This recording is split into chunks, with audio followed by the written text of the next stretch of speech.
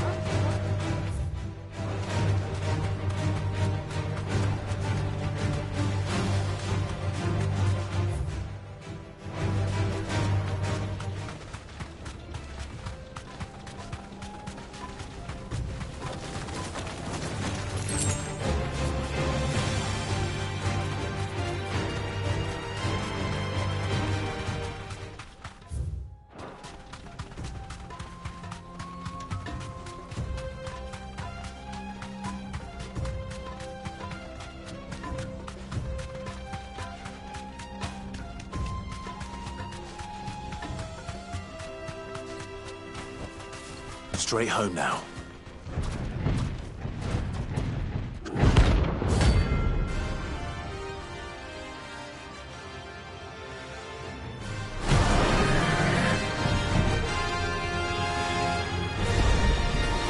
Well, Clive, looks like you could make us hard.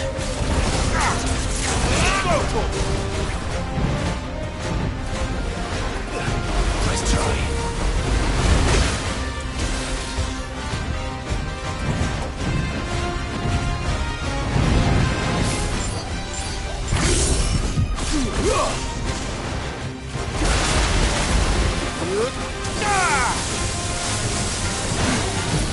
This one. Too slow.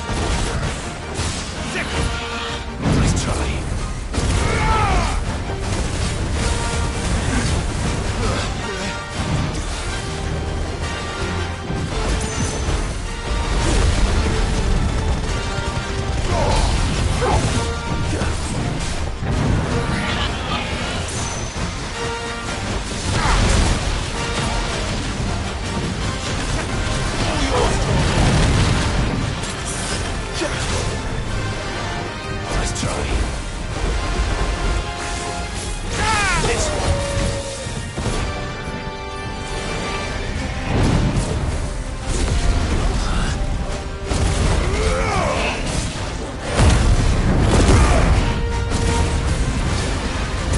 Too slow.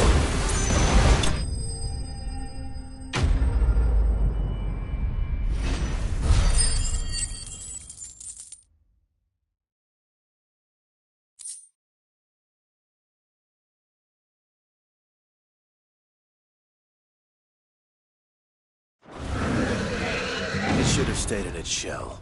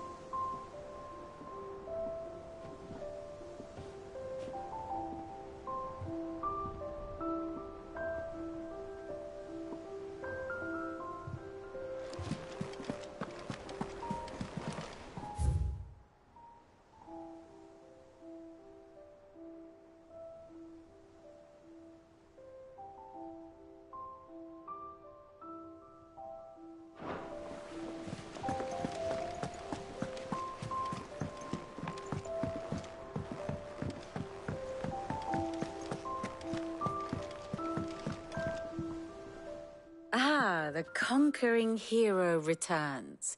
And with hardly a scratch on him. I May have picked up one or two. Well, the fact that you came straight to me instead of visiting our resident Physica suggests that you picked up something more important. A scent. The scent of Waludas. The very same. But whatever plans Kupka was hatching with the Royalists, he took them to his grave. As did his men. Slaughtered by the Orcs who'd taken over the Fang. Orcs, Vivian. I've never seen such creatures in Storm before. The Waludas must have ferried them over from Ash, but why? Why work to rescue Kupka only to invade his home, the mother crystal of an allied nation, and let both fall? It makes no sense. Do you know the tale of the blind men and the Adamantus? One can often be led astray by focusing too closely on individual details. One must instead see the bigger picture. And what bigger picture is there than my map?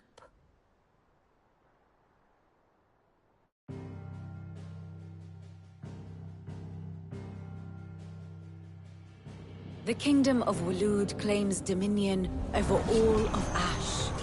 It is a nation forged by the bloody conquest of Barnabas Tharm, the dominant of Odin. The Canvarian War of Independence in 849. The Battle of the Twin Realms in 865. The Battle of Belinus Tor in 873. Wheresoever his armies fought, Odin was found where the fighting was fiercest. But of late, the warrior king appears to have laid his sword to rest. Battle rages for control of the crystalline dominion. Yet Tharm sends not a single ship in support of his Dhalmekian allies. Meanwhile, the Blight ravages great swathes of Ash. Yet warlike Waloed shows not the faintest interest in laying claim to untouched lands. So why go to the trouble of sending an army of orcs into the heart of Drake's Fang, only to make no attempt to claim the Mother Crystal for Waloed? It can hardly be for lack of men. Tharm's armies rival any in the Twins. No. We have not seen the last of the Waluda standard. Odin will ride again. It is but a question of when. And on that day, who will be trampled underfoot?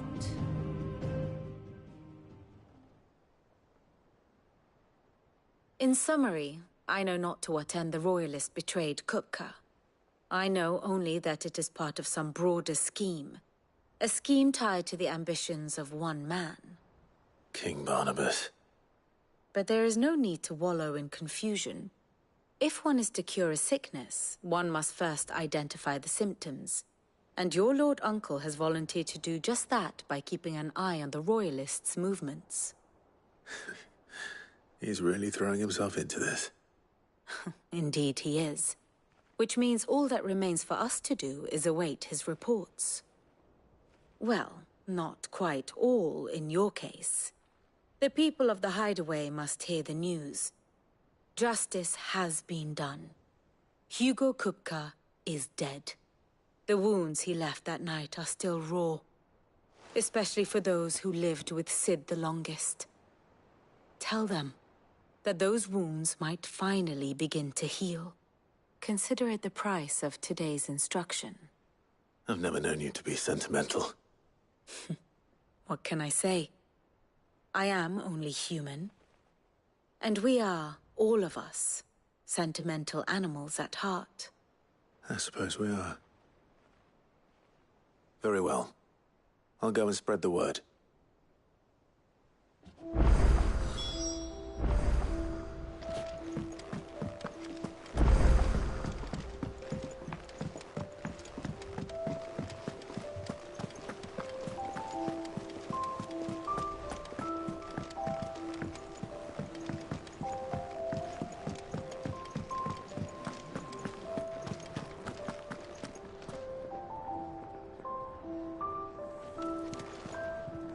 Well, someone looks pleased with himself.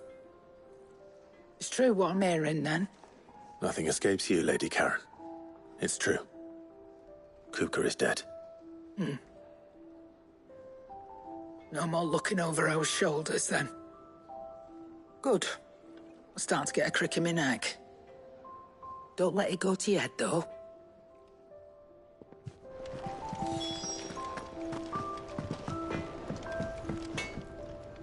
Blackthorn, do you have a moment? What is it? I'm busy. I wanted to tell you that Hugo Kupka is dead.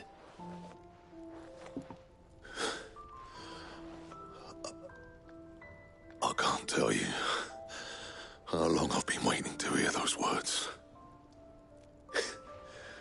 This is it then. A new beginning under a new Cid. I'll try to live up to the name.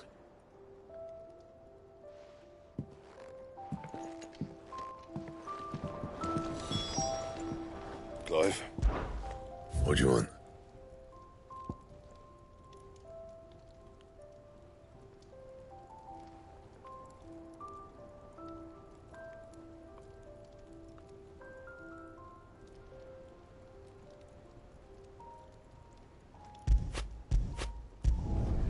Not bad, if I do say so myself.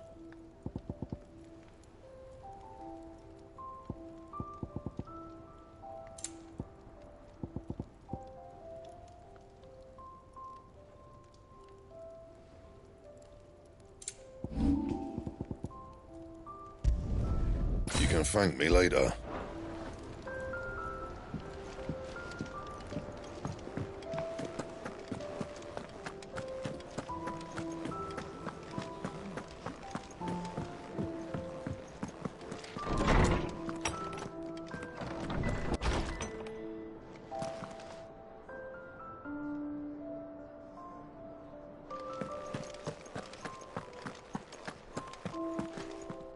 Ah, Clive. Have you come seeking the gift of knowledge? No. To share mine, actually. Hugo Kupka is dead. Oh, my. Can it really be true? Look, he's crying. He is. The big baby. And with good reason, children.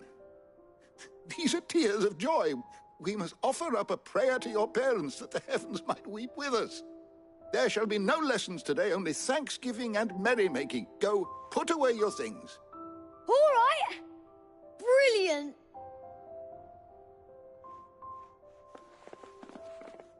Finally, a new dawn has broken. It has. Thank you, Clive. I cannot wait to share the good news. Hippocrates. After Kupka fell, Ultima came to me. I need to know what he is. Have you learned anything? Alas, no. And not for want of trying. I have scoured nigh every historical tome in our collection and found nothing. Not even the sort of conspicuous absence that might suggest a concealment of fact. One is almost tempted to conclude that such a creature never existed. But I saw him. With my own eyes. I don't doubt that you did. Alas, it seems you are the only one who has. To others, he reveals naught. We see only that which he leaves in his wake, like some terrible force of nature beyond the ken of mortal man. A bringer of death. Whether the Ultima you met with was the being itself, or merely another projection of its power, I know not. But until I do, my investigations shall continue. Thank you. Right. Let's see if Otto has anything else for me.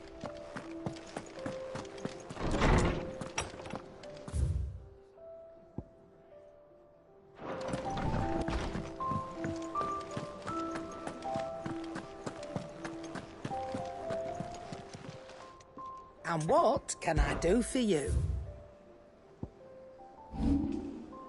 Come again. Or don't. don't just stand there gawping. You're rubbing me blind, you know. It'd better all be here. He cracked the crystal too? You're joking.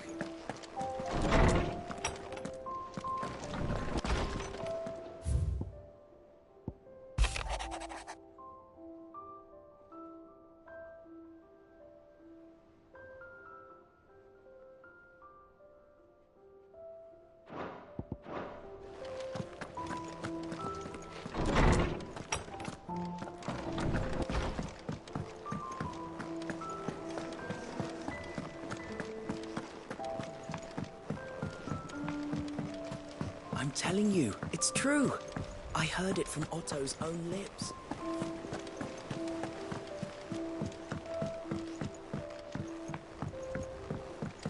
We're seeing troops amassing at every border crossing. You barely sat down since you came home. Vivian got you running errands or something? Just spreading the word.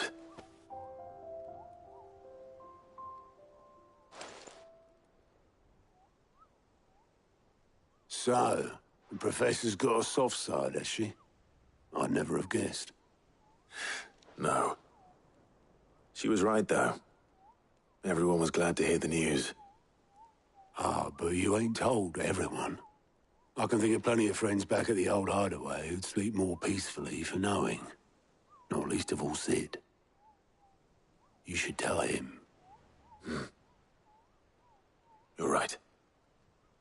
I should. And I will. Well, when you do, be sure to take Mid with you. She's been going at it hammer and tong down in that workshop of hers, trying to do her father proud. I can't remember the last time she visited the old sod's grave. Very well. I'll suggest it.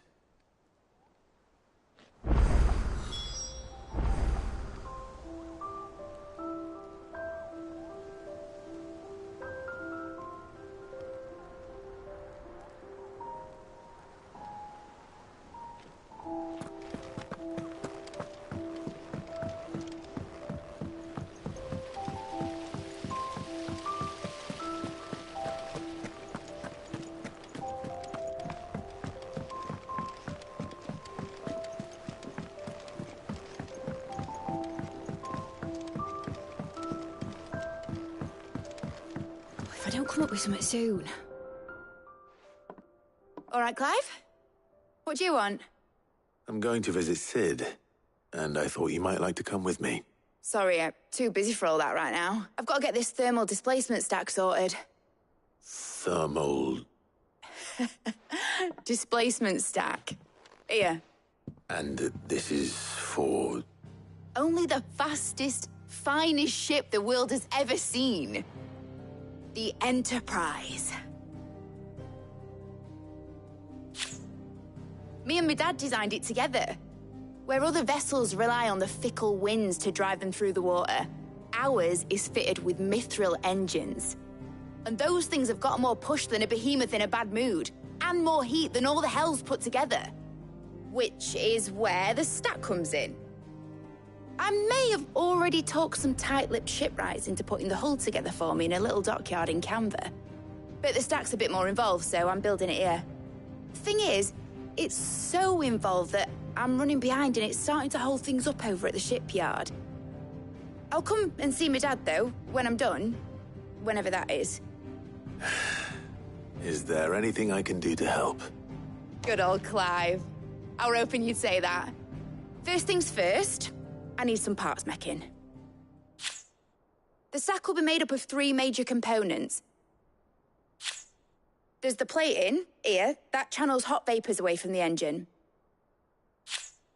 The helm over the top, that disperses all that heat into the air. And the shielding around the sides. That stops the rest of the ship from going up in flames.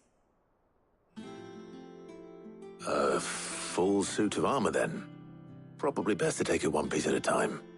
Then you'll need to start with the plating. Everything else fits onto it.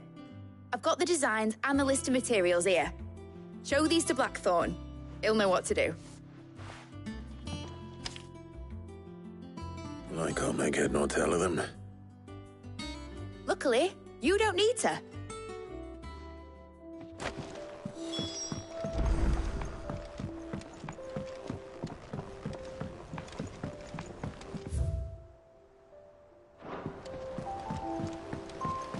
Editors started reading books that don't have any pictures in.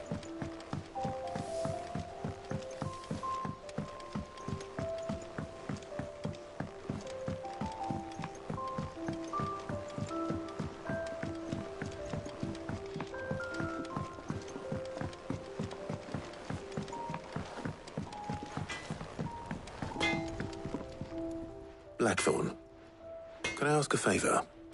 Out with it. It's for Mid. This my last chance to say I'm otherwise engaged. Spare myself the arseache. Go on then. What is it this time? She said you would know. Here.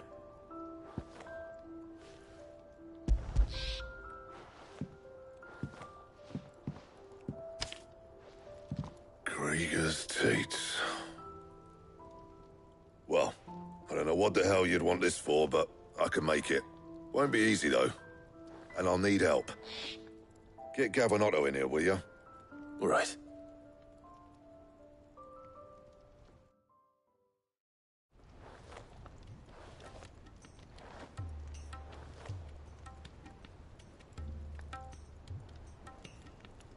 So Mid's roped us all in here again, hasn't she?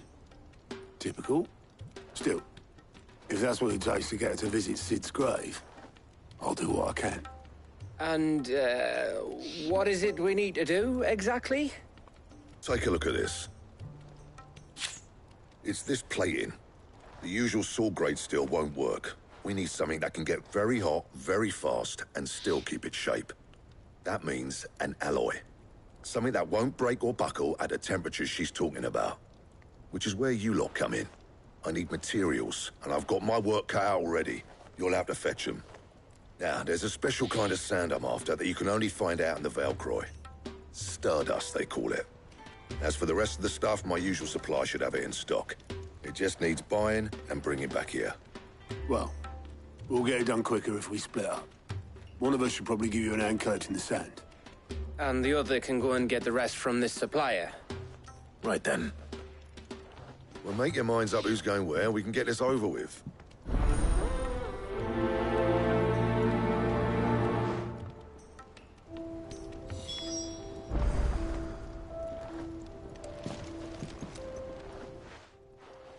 You going after which one of these two lucky souls?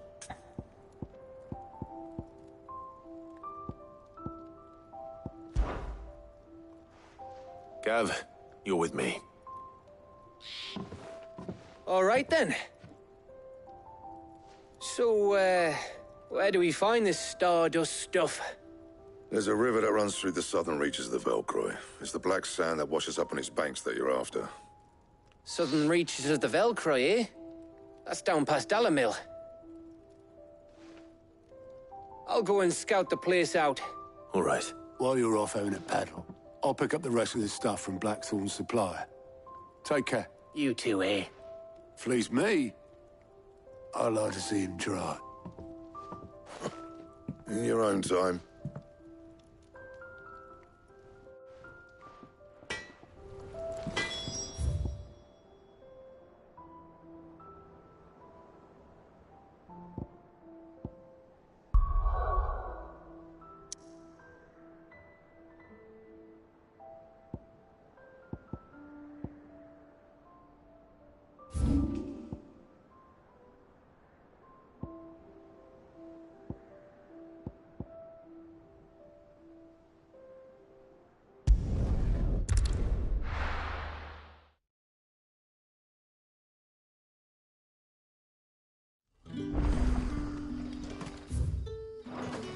Good day to you.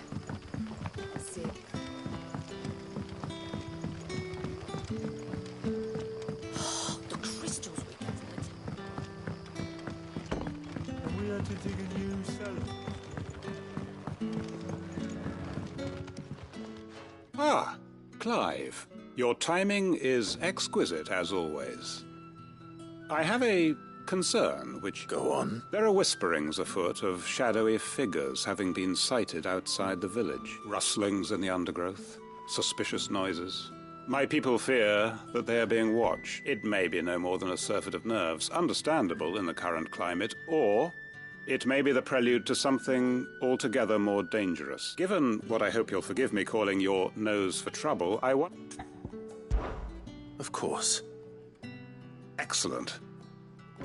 You might begin by speaking with the good citizens of Lostwing. All right.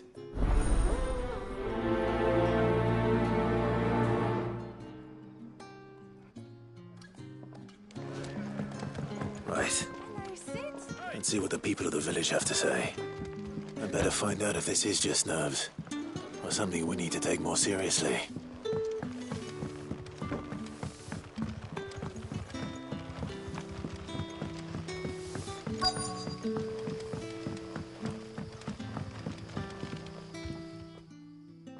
You alright, Sid? Something on your mind? There is actually. Quentin tells me people have mentioned shadowy figures out in the woods.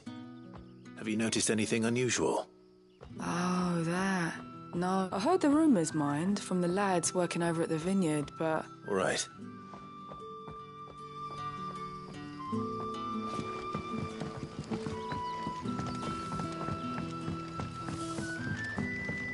The crystals we get from the tailor all...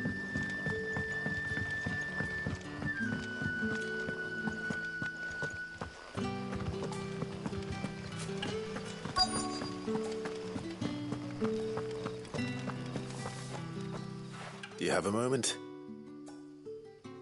There's talk of suspicious figures in the woods. Have you seen anything out of the ordinary?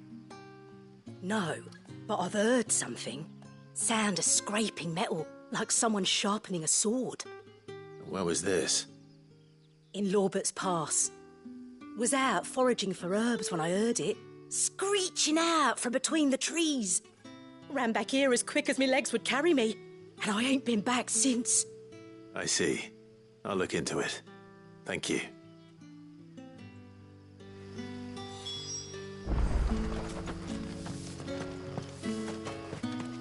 Seems Lorbert's Pass is our best bet, then.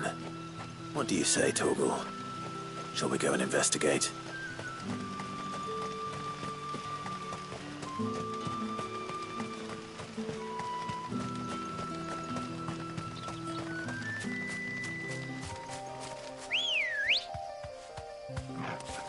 Good girl.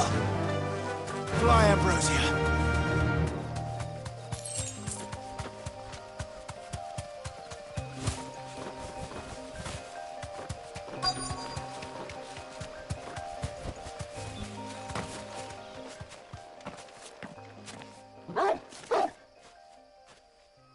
You there. Fuck! He's seen us. Get them before they escape! Black Shields. Here. What the hell are you doing here? What is it to you? Not that we give a damn. All that matters to us is that you don't leave here alive.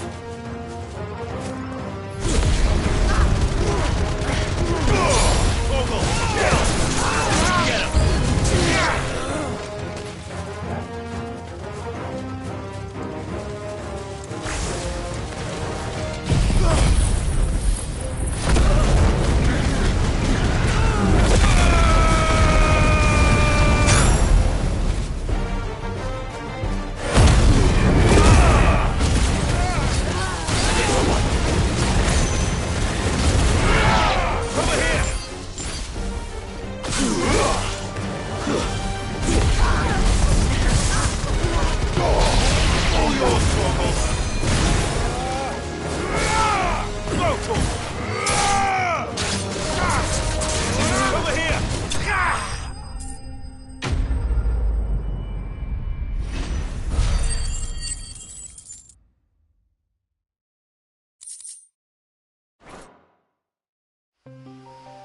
Why were they here?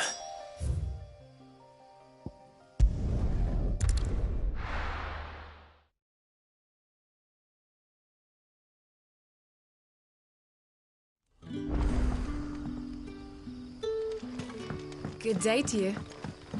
Sid.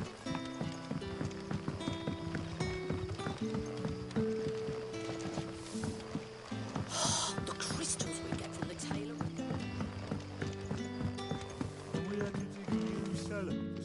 Clive. I found some black sheep. Black shields, though they serve another master now. One who means to root out and destroy both me and those I care for. And it would appear the pack has finally caught the scent of its prey. Damn it all. I had hoped I would have more time than this. And bite back. I'm sorry. Who did the Black Shields? Because I want him dead. Who? The former Lord Chief Justice of Sanbreque. All that I have built here is for him. I don't understand. Why him? Why Lostwing? I suppose it is better. I was a member of the judiciary once. And fight it I did in my... I saw more than a few corrupt officials condemned to the very cells into which they had thrown blameless innocents. Men to whom the law was but a scourge to turn against the powerless. And throughout, it was the Lord Chief Justice who backed me, who was my one true ally. So what, Shay? I discovered that he hunted bearers for sport. I was a fool to think he shared my hatred of venality and vice. His support for me was no more than a facade, a means of ridding himself of his rivals, a mask to hide the rot beneath.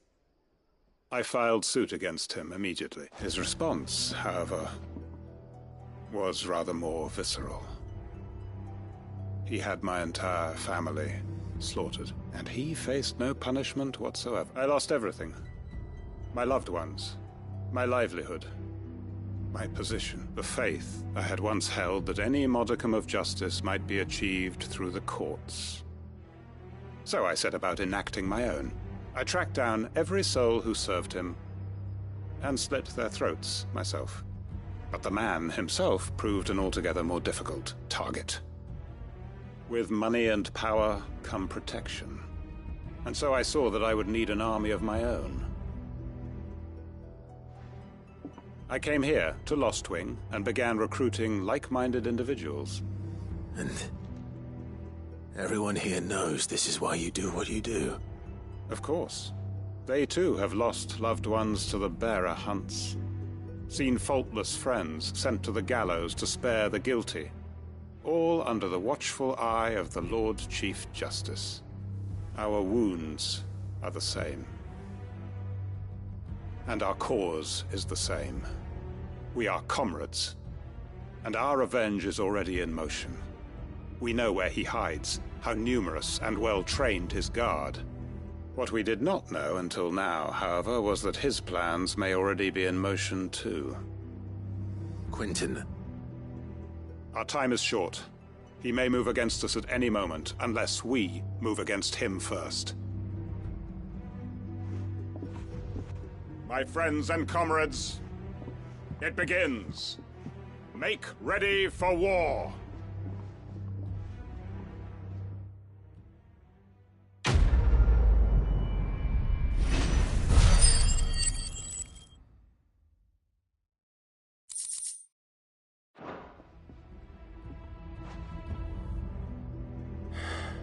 I'm not going to change his mind.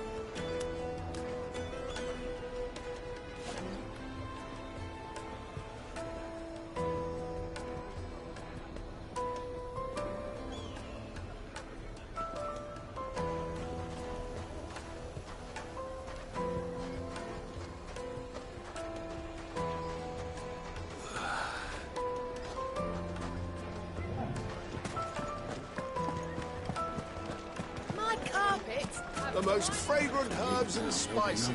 Gone, just like that. And without so much as a by your leave. What's the matter? It's my apprentice. He up and vanished while my back was turned. I'd go and look for him myself, but I've got a bakery to run. A bakery that's now short one pair of hands. Loath though I am to rely on the kindness of strangers, I'm at a loss. I'll see what I can do. Do you know where he might have gone? I wouldn't be surprised if he was off somewhere mooning at Drake's Fang. He used to work there, you see. Poor fool left his heart in its hollow. All right. Then that's where I'll start.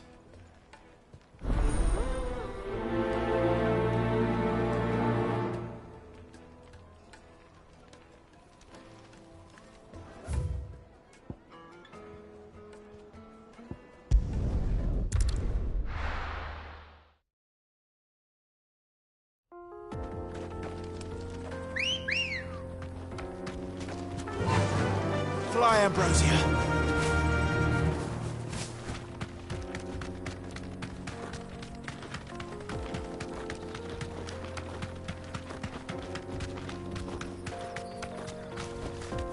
Be safe.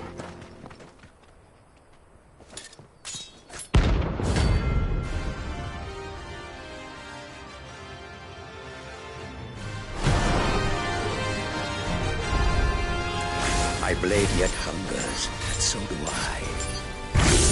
Come, let us feast on your flesh. Your feasting days are over.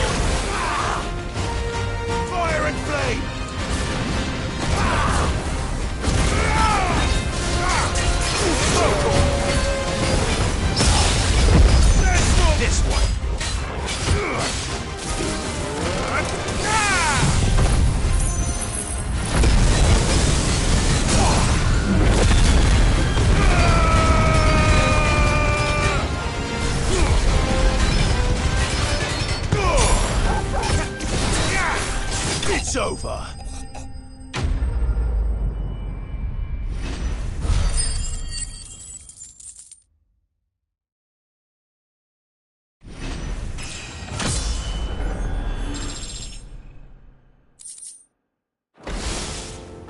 Those who kill for sport deserve no better.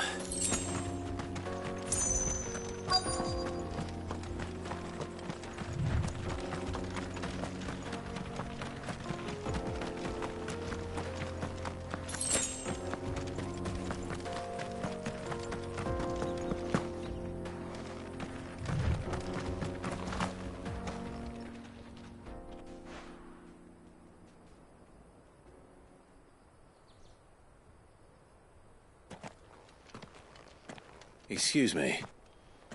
What do you want? The baker sent me to find you. I am a sorry, selfish sod, aren't I? Certainly not a baker. Master must have ruled the day he took me in. Time was the sight of the Fang used to calm my nerves. But now look at her. I take it you missed the Mother Crystal. I hated her, but she was all I knew. Worked her mines for years. And when she shattered, part of me shattered with her. I had to trade my pickaxe for a rolling pin. But I'm no good at baking. Every loaf I touch collapses. My bread's as hollow as I am.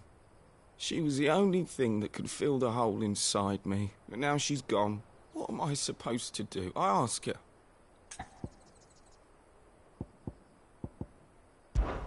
Perhaps you could express yourself in your work.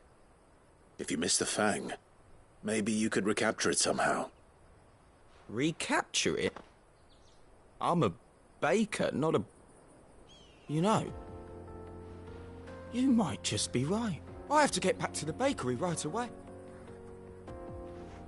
Wait.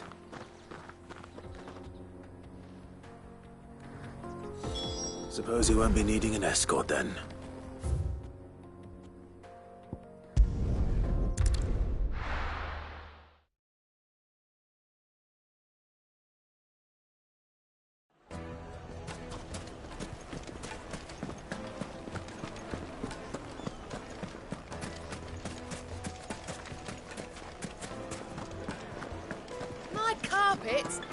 The most fragrant herbs and spices from the... Ah, there you are. The man who, though I worry you might have stoked the flames a little too high. He damn near ran me down trying to get to my oven. Master, it's ready. Behold the...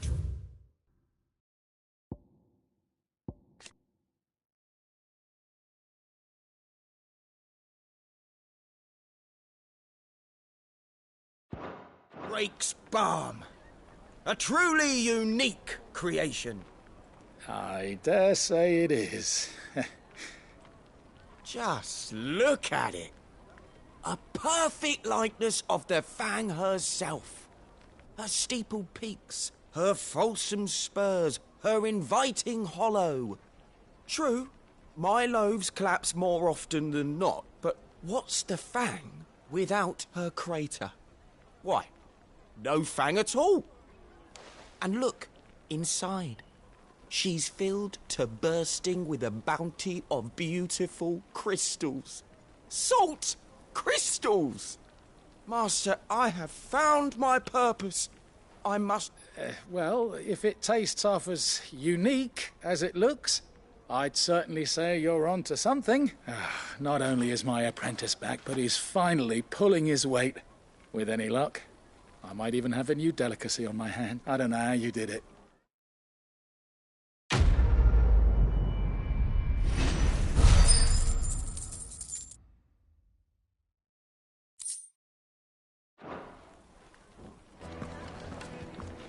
Now, Dusan, I know... Yes, they're quite...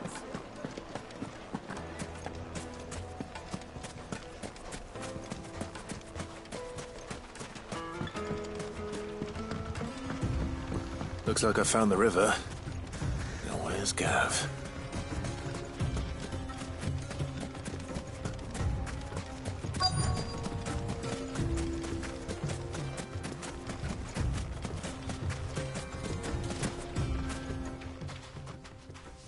Sorry to keep you, Gav. Better late than never. I've had a quick scout about, and I reckon round here's our best bet if we want to grab as much of this Stardust stuff as we can. Don't know what Blackthorn's planning to do with it, though. I asked over in Dalamil, and they seem to think it was worthless. But if Stardust is what Blackthorn wants, Stardust is what he'll get. There's plenty of this stuff lying about, just begging to be bagged.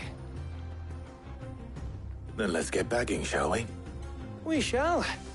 Race ya.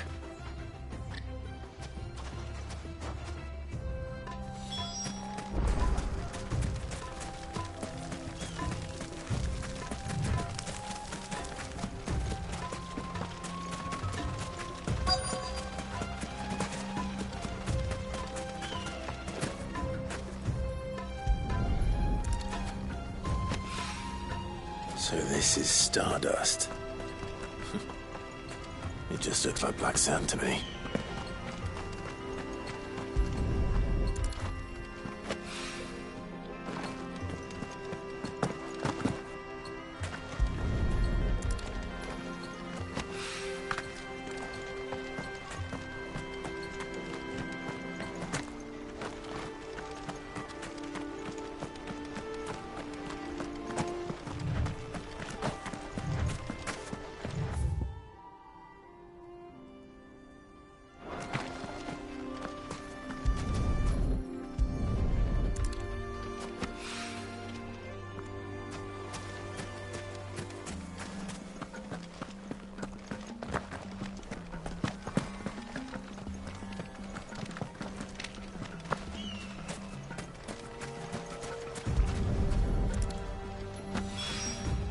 That should be enough for now.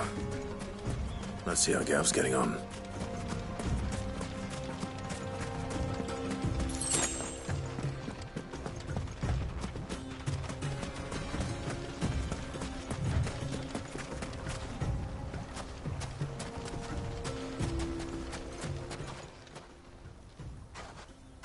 You finished?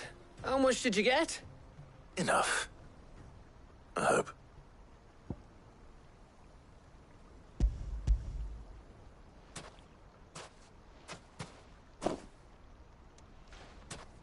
Oh, you win. That might even be enough for old Blackthorn. Hey, before we go, do you mind if we have a chat?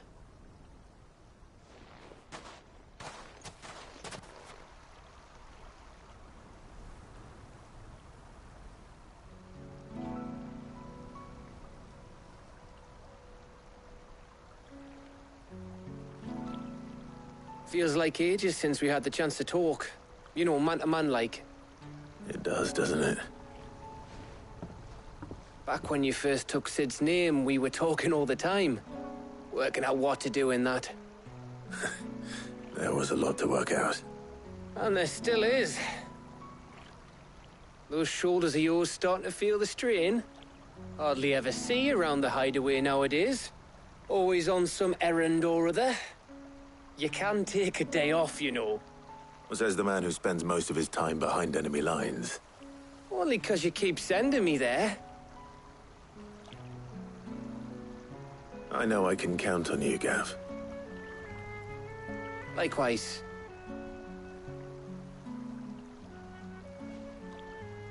So you keep sending me wherever you need to, and I'll keep going. Safe in the knowledge that I have a home to come back to. Thanks to you.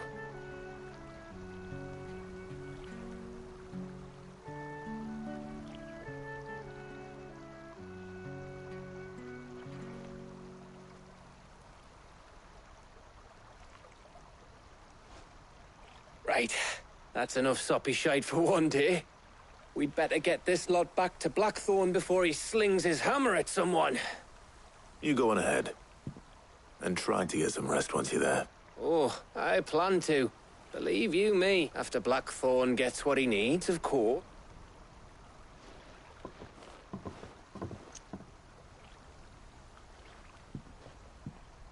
Right. Ready to go home, boy?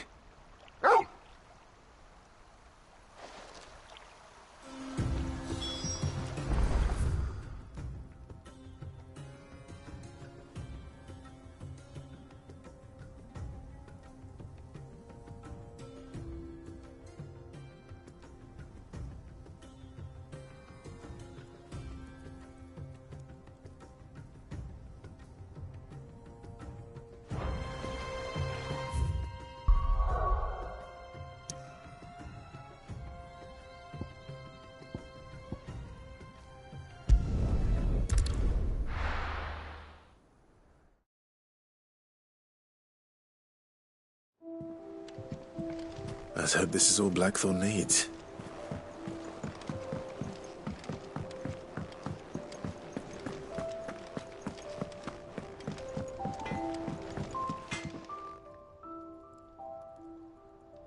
Blackthorn, got everything you need? Yeah. Yeah, I do. Cheers for the Stardust. Should be enough to be getting on with. We should go out on maneuvers together more often. Or be sneaking around on your Todd all the time. I'll make a start on putting this thermal plating together then. It'll take some time, mind. So if you've got other things to be getting on with, I could do without you breathing down my neck. Thank you, Blackthorn.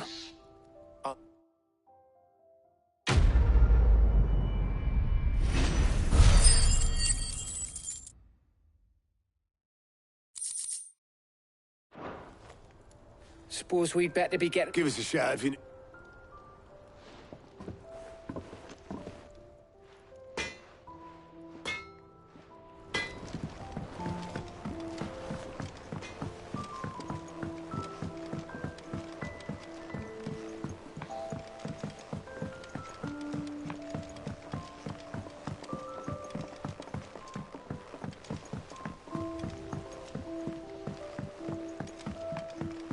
Mid hasn't been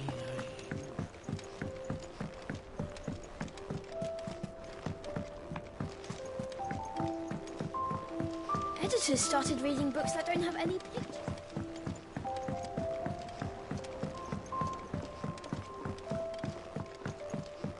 If I don't come up with something soon.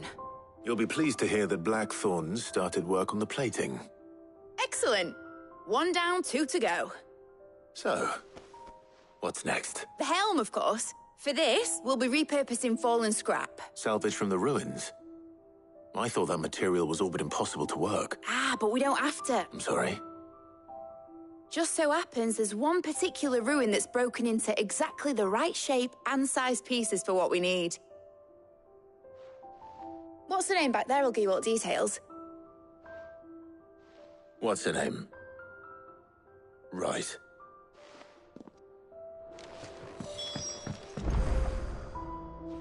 Oh, Sid, is this about the helm? Yes. Mid said I should speak with you. I'll show you the plans then. Here you see the Mithril engine, in which Mithril is burned to generate heat. That heat is then harnessed to produce motive force. Excess heat is dealt with by means of the thermal displacement stack, which disperses it into... Now, were we to rely on thermal plating alone to achieve this effect, the rate, in other words, the reactor would overheat and eventually explode. This is where the helm comes in.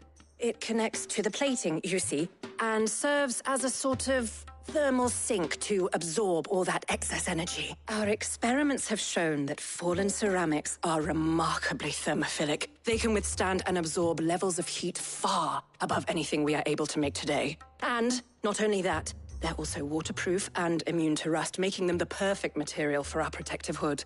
Why, if sea or rainwater were to enter the reactor proper, it would vaporize instantly. The forces produced would tear the ship from stern to... You can stop there. I understand. Mid said we might be able to use parts of a fallen ruin. Where would I find it? Ah, yes. It's in Lorbert's Pass, near Lostwing. The thing is, well, I probably should have arranged to have the pieces we need brought here sooner. It's no longer a matter of just walking in and taking them. It's, I see. Then I suppose that'd help. Oh, very much. Thank you, Sid. I'll gather my team and head there right away.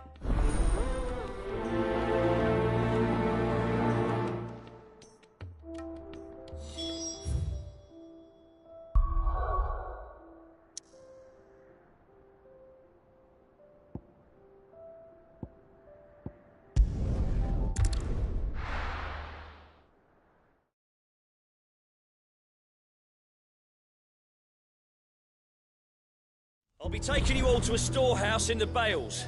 Leave anything you don't need behind.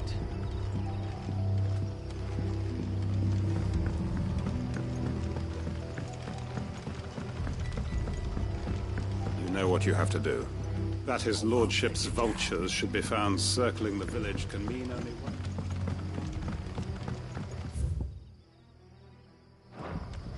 If you're ready, we leave at once.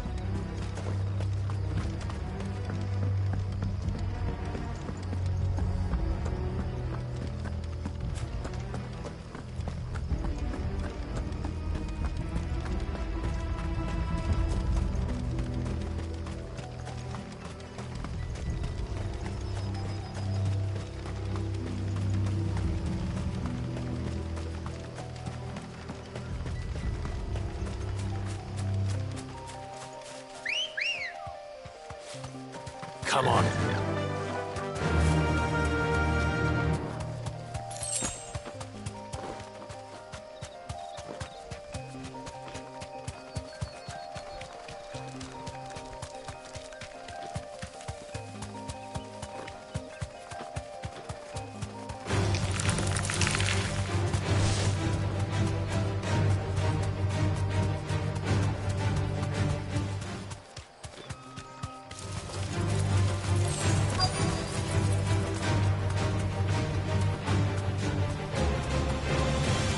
Thanks, Cal.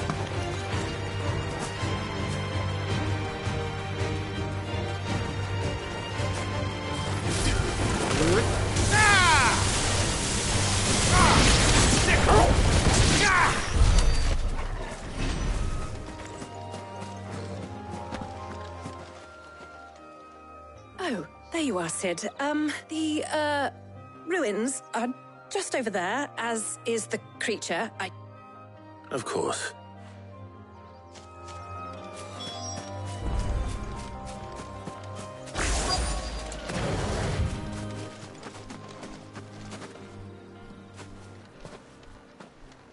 Anybody home?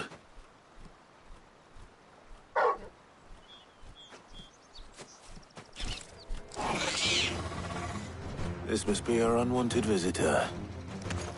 Time to go.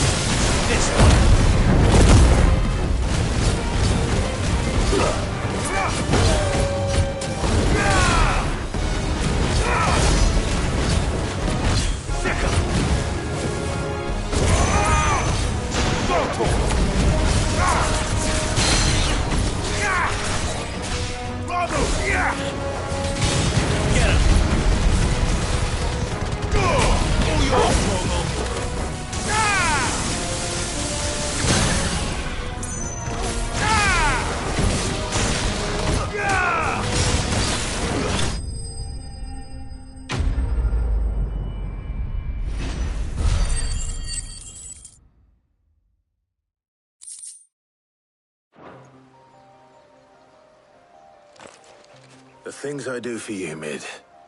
Sid! You shouldn't have any trouble now. Indeed. Well, don't let her. All right.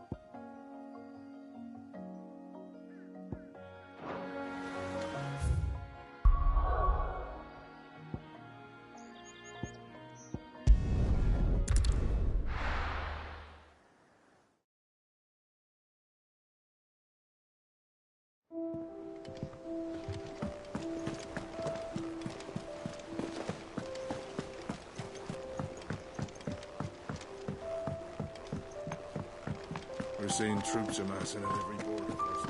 No surprises there. How may I help you today, Clive? Is everything we've received and everything promised? All yours. Come again. I may have...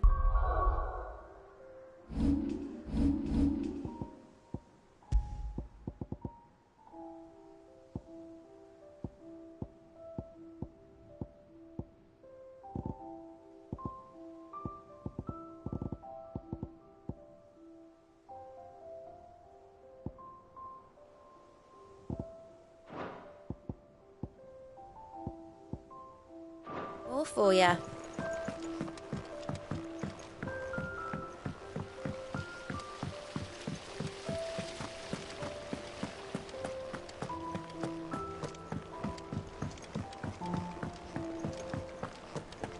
Think Mid might need some help.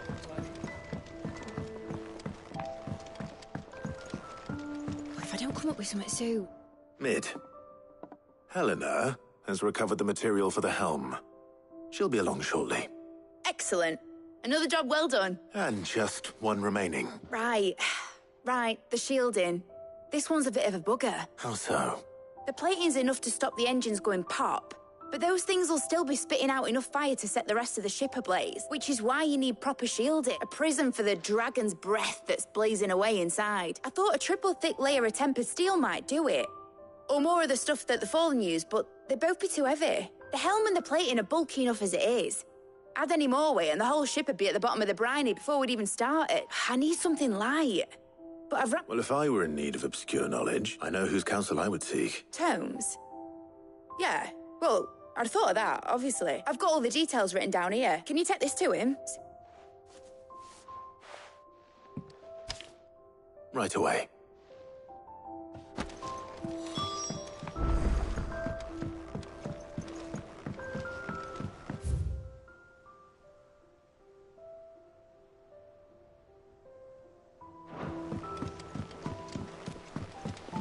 Editors started reading books that don't have any pictures in. Mid hasn't been.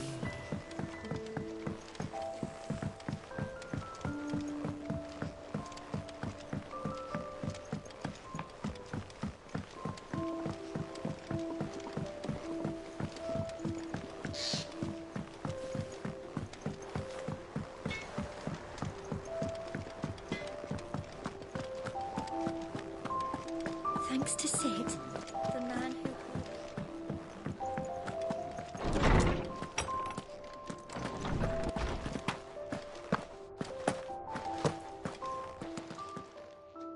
Harpocrates, do you have the moment? For you, Clive? Always. Well, actually, it's for Mid this time. Could you take a look at this?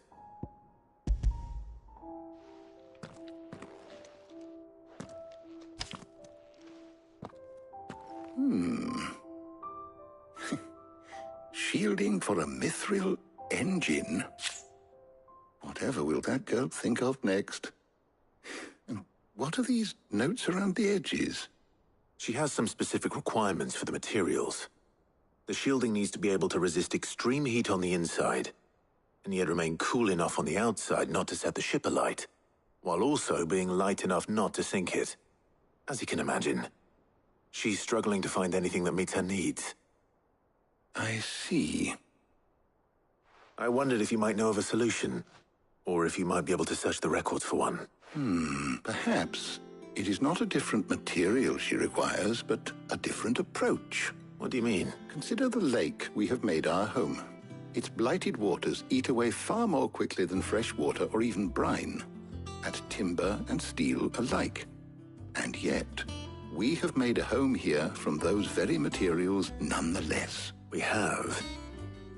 But Bardolph must varnish every board twice over to keep it from rotting. And Obelus complains that without a constant supply of... pitch. I see.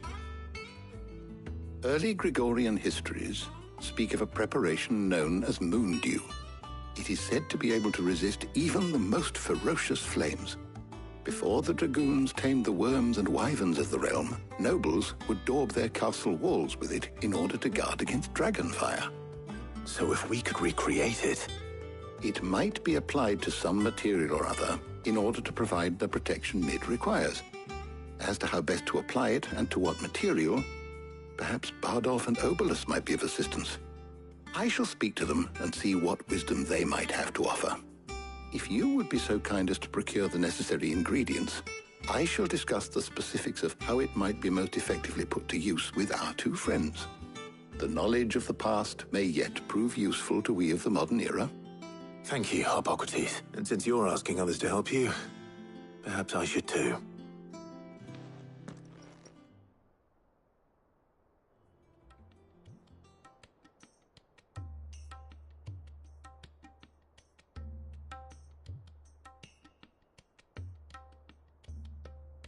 So you need a hand, do you? We do. I'll be heading to market for the ingredients we need. I could do with some help. And some company, too. The other can assist me in researching how best to prepare the shielding itself. Can we count on your aid? Always.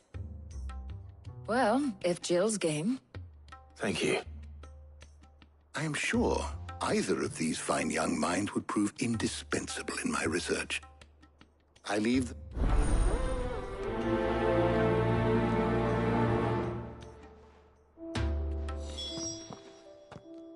So, Clive, who will accompany you?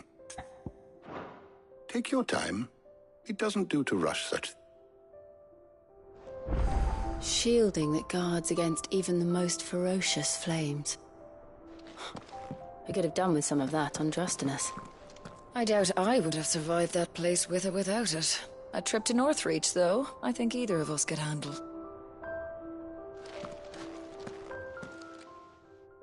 So, Clive, who will accompany... Very well. So then, what do we need to find? I have taken the liberty of preparing a list. Here. White chocobo eggs. Pepio nuts. Are you sure this list is right? Everything on here seems very... edible. I would have thought the ingredients would be a little more exotic. Though these items may seem mundane, they have potent effects that are rarely exploited, effects for which they were once highly prized. So much so, in fact, that they were harvested almost to extinction, hence moondews having fallen from favor. Now, of course, they can be obtained with ease. You should be able to find everything you need at the market in Northreach. Is that so? I've been meaning to visit Northreach anyway. I will. You two enjoy yourselves. You too, Talia.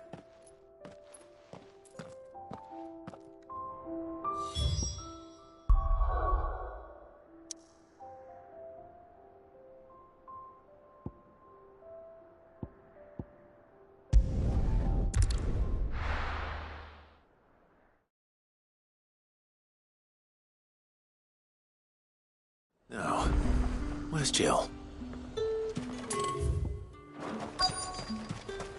Keep them pilchards nice and chilled.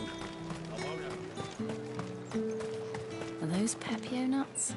How goes the hunt for ingredients? I've only just started. I'm sure everything we need is somewhere amongst all these stalls, though. Why don't we split up and see? All right. How about you look for the Pepio nuts and some garlic? I'll find the other things we need. We can... Up! You'll not find a bruised pippin in... Fresh cuts! Come and get them before they're gone. Any friend of the innkeeper is a friend of mine. I hope it's to your liking.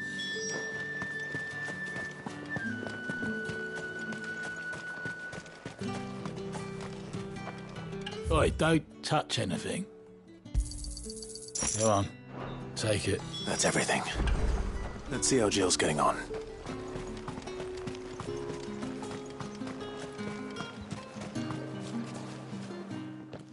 Did you find everything?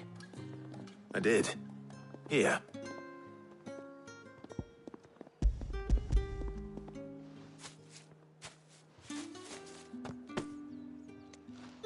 Garlic and Pepio nuts. Perfect. Now all that remains is for Harpocrates to somehow turn all this into what Mid needs to keep her engine cool. But before we head back, Would you walk with me a while?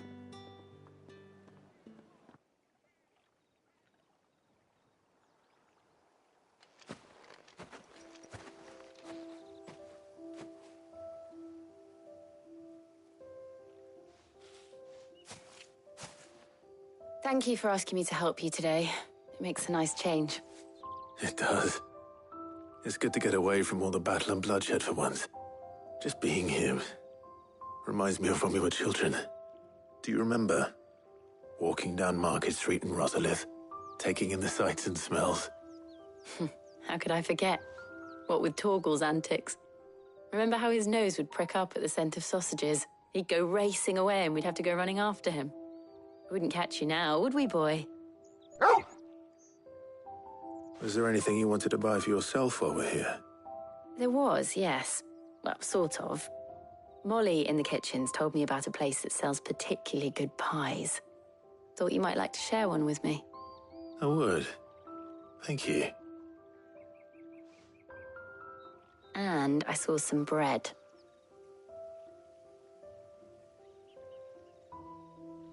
Big white cobs like the baker back in Rosalith used to make. What do you think? I thought we might get some soup to dip it in. But then I tried a slice of the butcher's dry-cured ham and it was just... oh. You all right? Sorry. It's just... you're right. I really do feel like a child again being here with you.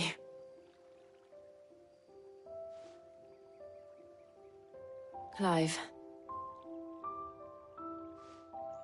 Is it wrong of me to enjoy this? No, Jill. This is how life should be. And it's how our lives will be when our work is finally done. When we can live on our own terms.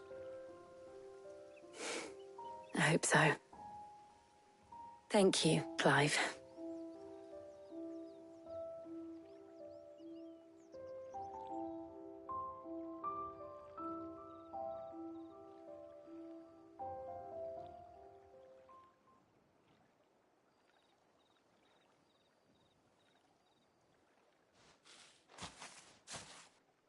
Well, I suppose we better be getting back. I need to give these ingredients to Harpocrates and Talia. I'll see you at the hideaway. Take care.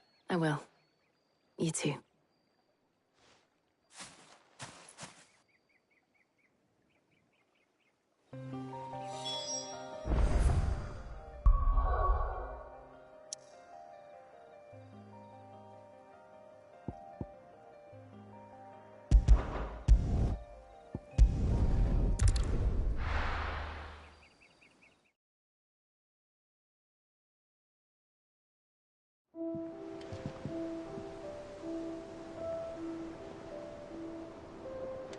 I wonder how Harpocrates is getting on with the moon dew.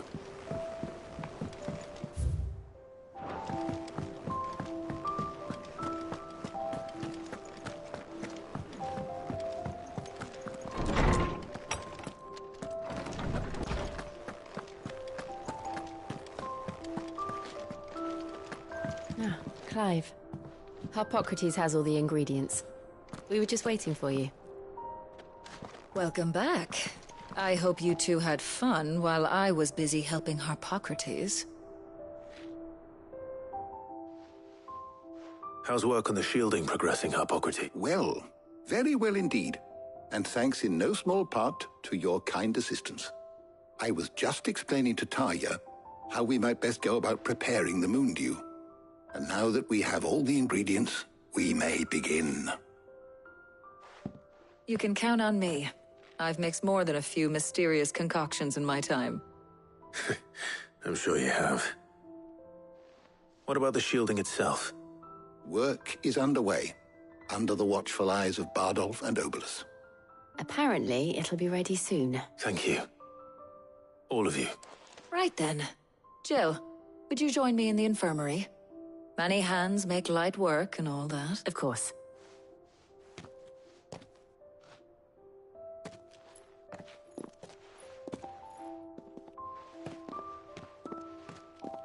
Oh, and Clive, thank you. It was nice just being with you.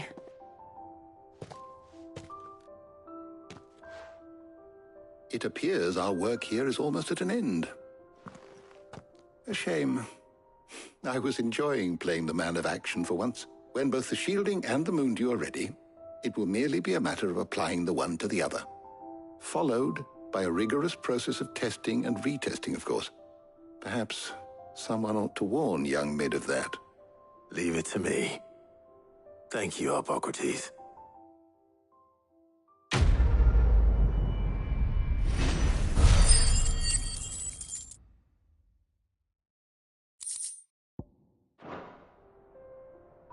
Well, I'd better go and give Mid the good news then.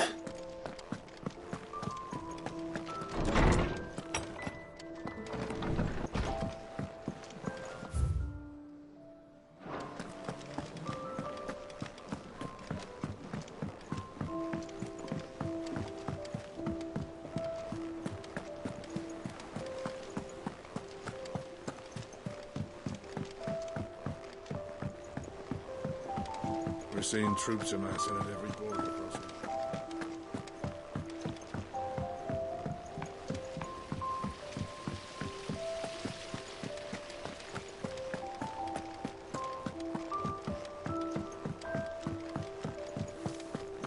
I think Mid might need some help.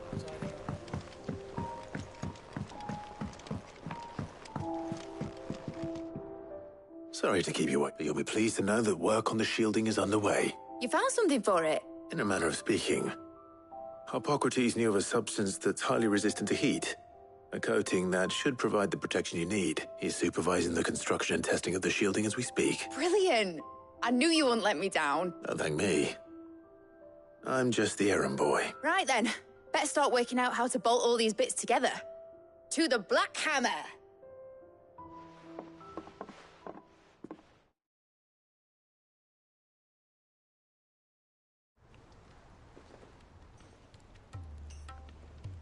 You know, when I got into the smithing game, I thought I'd be making swords and shields, not thermal bleeding didgeridoo-dahs.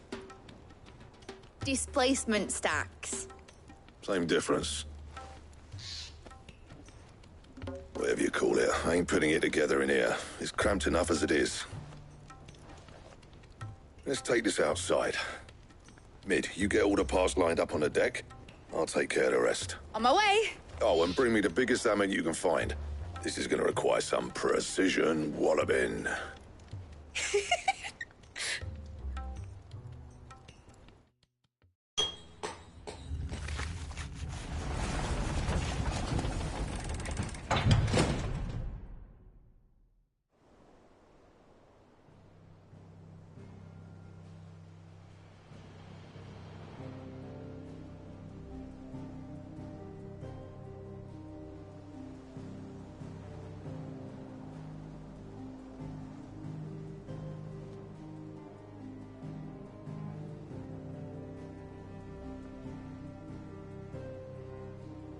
It's finished! It's finally finished! Thank fuck for that. I'll be feeling my hammer arm for weeks. Thank you, Clive, Blackthorn, everyone. That's one down and just 3 more to go. I'm sorry. Oh, didn't I tell you? The Enterprise has 4 mithril engines, and we'll be needing a displacement stack for each. You don't mean... Don't worry. Now they've got a finished one to work off, my gang in Canva can build the rest. Good luck to them, I say. Right, I'm off to get a sling for this elbow. Any other work comes in, keep it to yourselves, eh?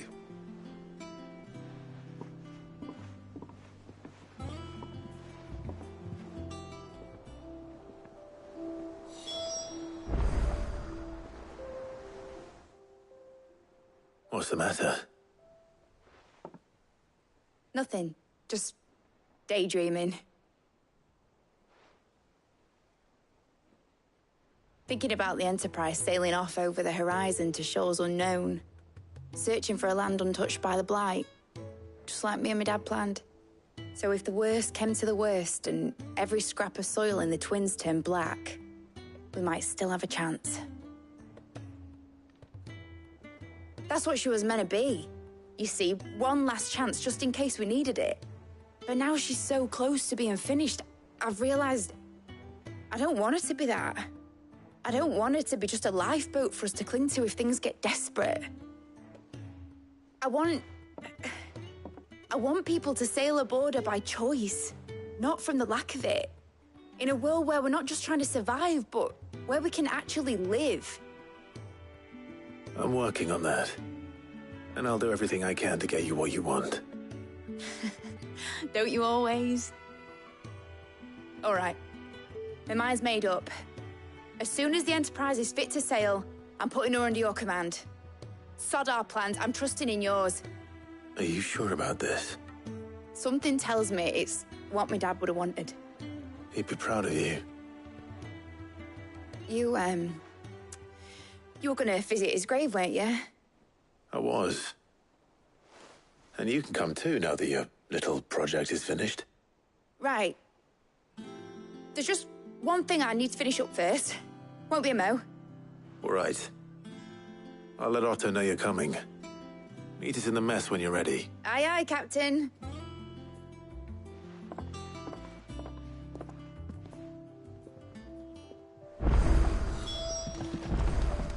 Mid told me she was building a ship.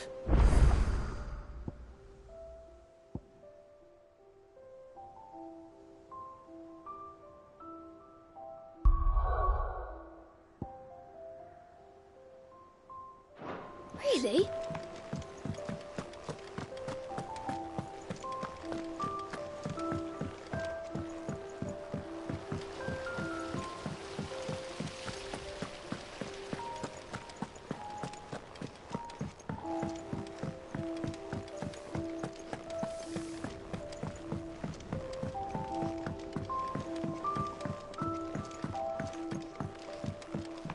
Well, here, Sid.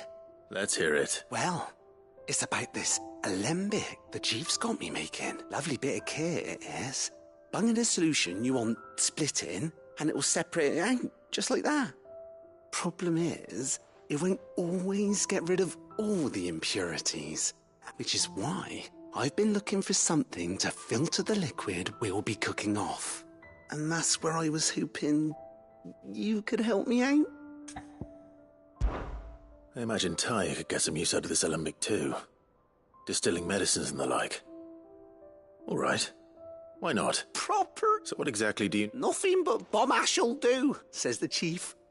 Gave me a sample she'd obtained from the university stores. Couldn't believe my eyes. You pour the blackest blight water through it, and it comes out clear as a mountain stream. So, I did a bit of reading about where I might be able to get hold of some. And do you know what I found out? It's only the blimmin' bones of a bomb king. They leave them behind when they die, see? I take it that's where I saw a billet on the hunt board for one. Would have gone myself, but, well, fighting dirty great balls of flame isn't exactly my forte. You? All right. Thank you,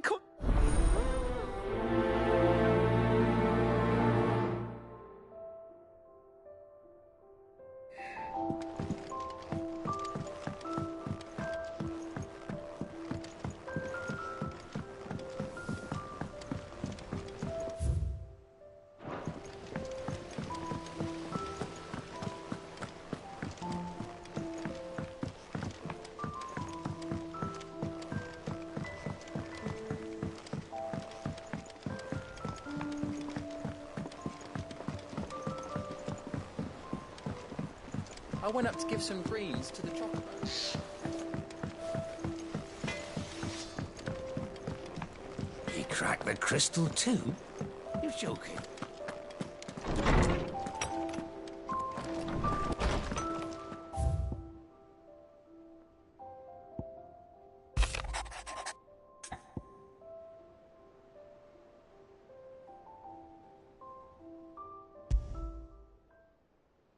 Trouble with the ledgers. Shouldn't he be asking Otto for help?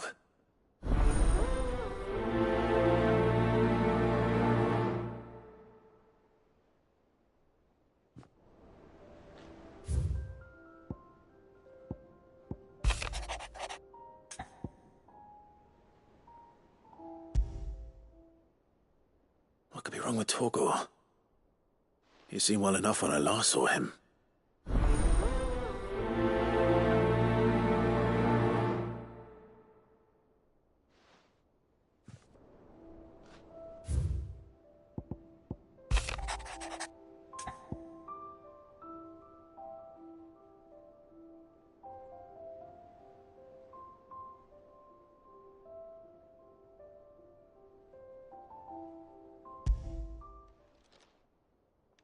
Hopefully it's nothing.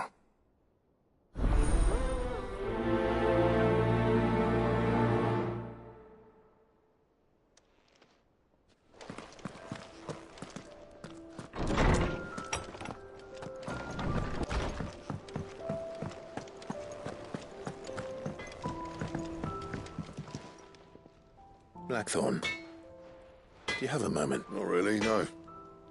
This won't take long. I just wanted to ask how you're getting on. August was worried about you, that you might still be doubting your craft, even after learning the trick of that cuirass. Is there something else weighing on your mind? Perhaps sharing your thoughts might help. That bastard's like a dog with a bone.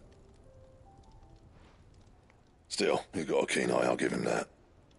He's just, well, Karen showed me something. Something I've never seen before. And that was? A sword.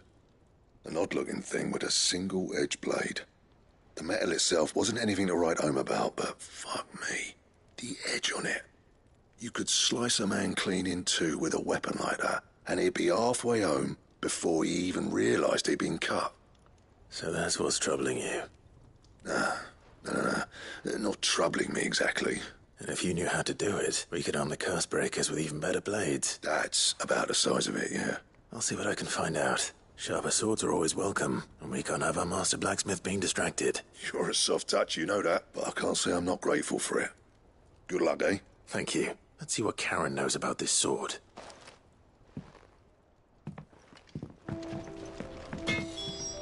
What do you need? What do you want?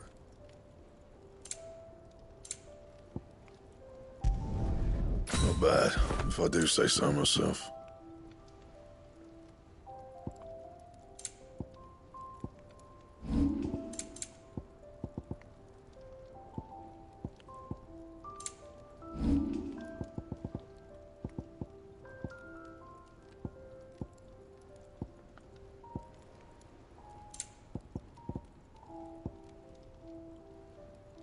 Anything else?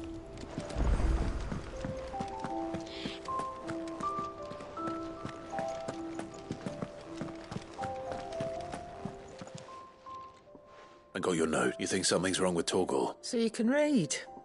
But I didn't say how we're wrong with him. I said something weren't right. He's not been eating me treats.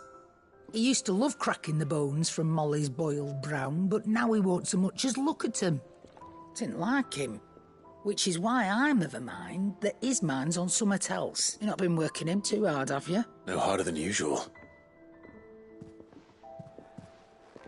Is that it, boy? Do you need a rest?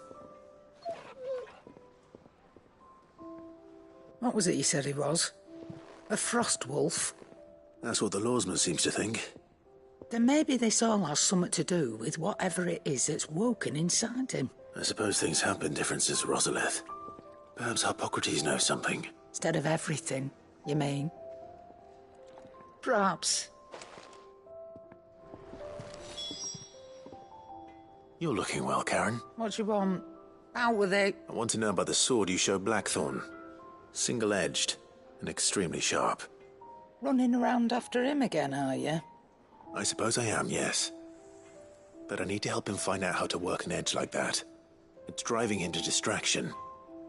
Little wonder, I suppose. There's not many like that make it as far as the twins, and those that do go straight into private collections, which made it nice and easy finding a buyer. Can you tell me who bought it? Where is it now? You think I tell people who my clients are? Suppose you're not likely to go nicking him off me, are you now? Fine. Lord Ignac's the man you want. Delmechian bloke. Collects weapons and the like. And he's got more money than sense, which is why he's one of my favourite clients. Reckon he'll still be at the inn in Dallamil, where I left him. Thank you, Karen. Oh. And he's a touch eccentric, if you take me meaning. I appreciate the warning.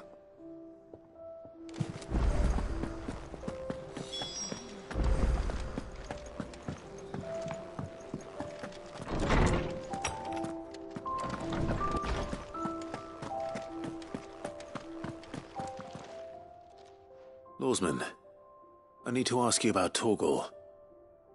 Something's not right with him. He isn't ill, is he? I don't think so. But according to Lady Karen, he seems to have lost his appetite. Which is certainly a new development. She says he's hardly been touching his bones of late, and she believes it may have something to do with what happened at Rosalith Castle. I rather think she might be right. Though not about his appetite. All canids are instinctively inclined to crack open bones for the rich marrow that resides within, and I see no reason why a frostwolf should be any different. Accordingly, I suspect it is not a lack of appetite that afflicts Torgal, but a surfeit of it. If we assume that his newfound magics require additional nourishment to sustain, it may well be that the bones Lady Karen is accustomed to providing are no longer sufficient. Frostwolves, after all, habitually prey upon far larger animals, whose bones may yield altogether different nutrients. As to where one might find a suitable substitute, some antelopes that graze the meadows of eastern Rosaria. I don't recall ever seeing any that large. And little wonder. The oldest and largest such creatures rarely leave the safety of the highlands for fear of predators. The last elder antelope sighting I recall hearing about took place near Cressida. Even so, it seems like a good place to start. Good hunting, Clive.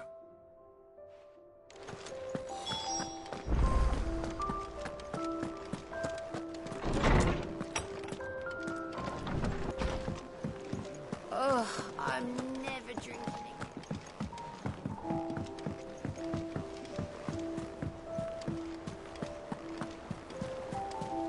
Is that the thing Tomes helped to build? Mid told me she was building a ship.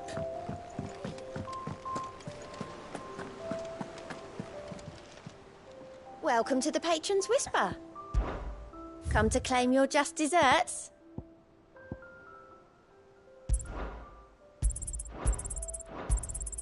Here you are. Come again. I may have more for you.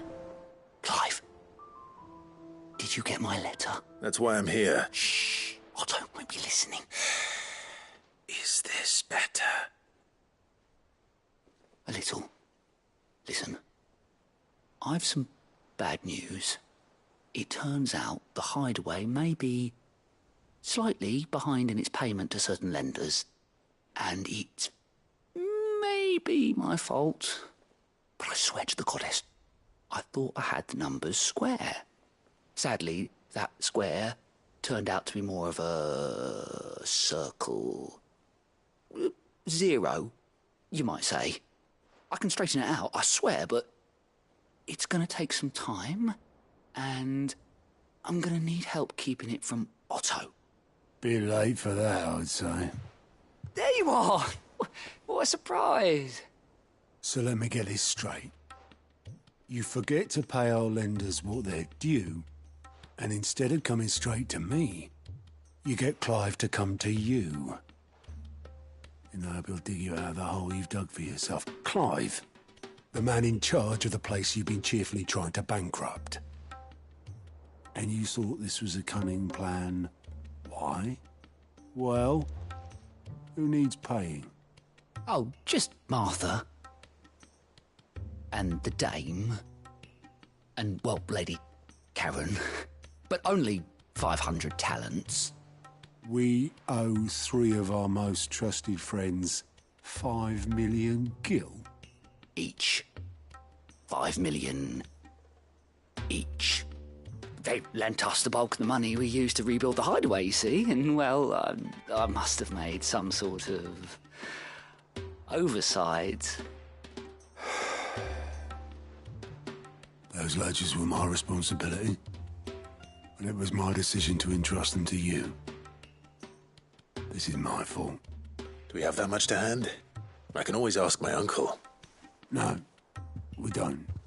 And no, you won't. We've lightened Lord Rosfield's purse enough. After the king's ransom we had off him, he deserves better than to see our begging bowl.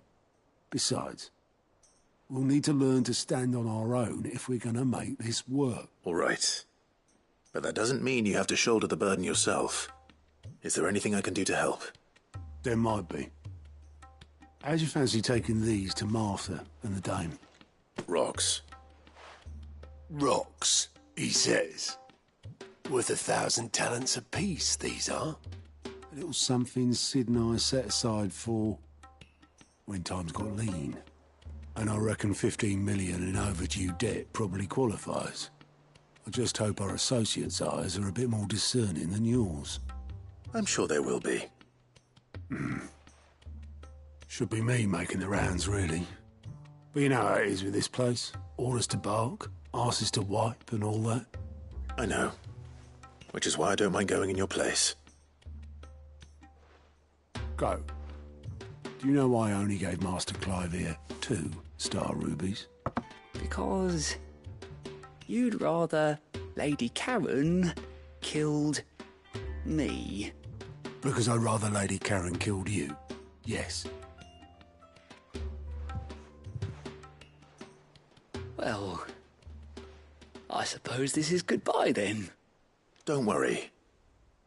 I'm sure Karen will understand. Really? Do you think so? No, I don't.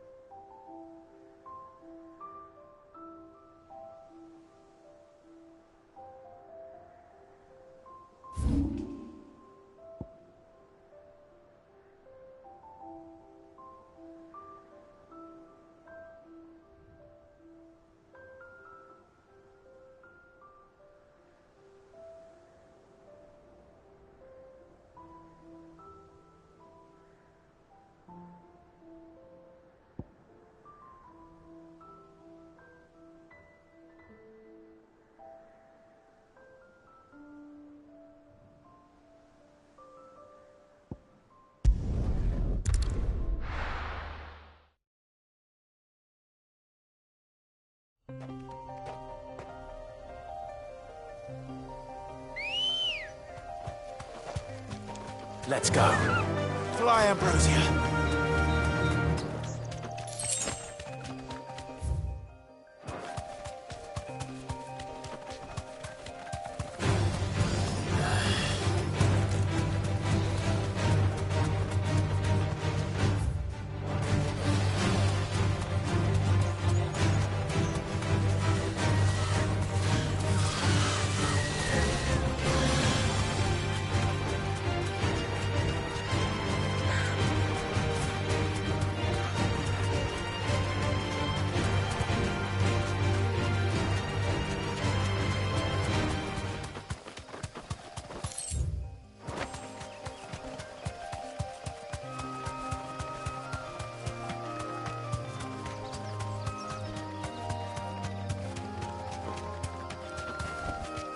I can walk from here.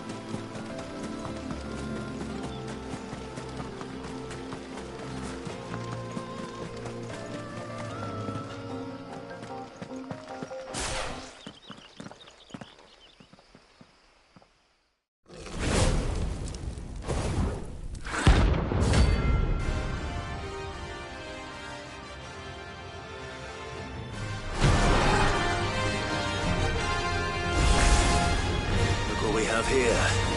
Greetings, Your Majesty.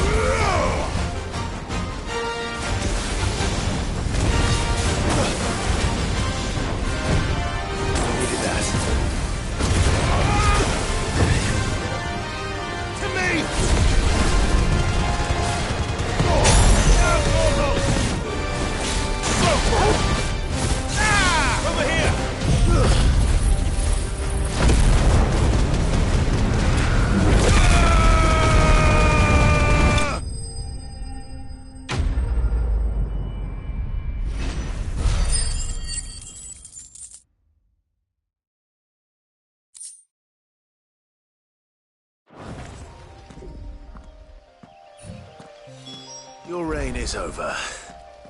Now to collect the ash. This looks like the stuff. Let's see if there's any more.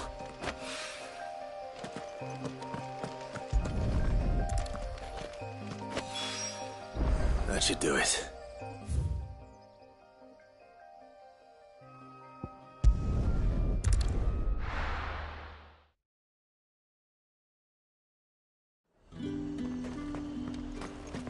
There's talk that the glass can... How the hell is anyone supposed to...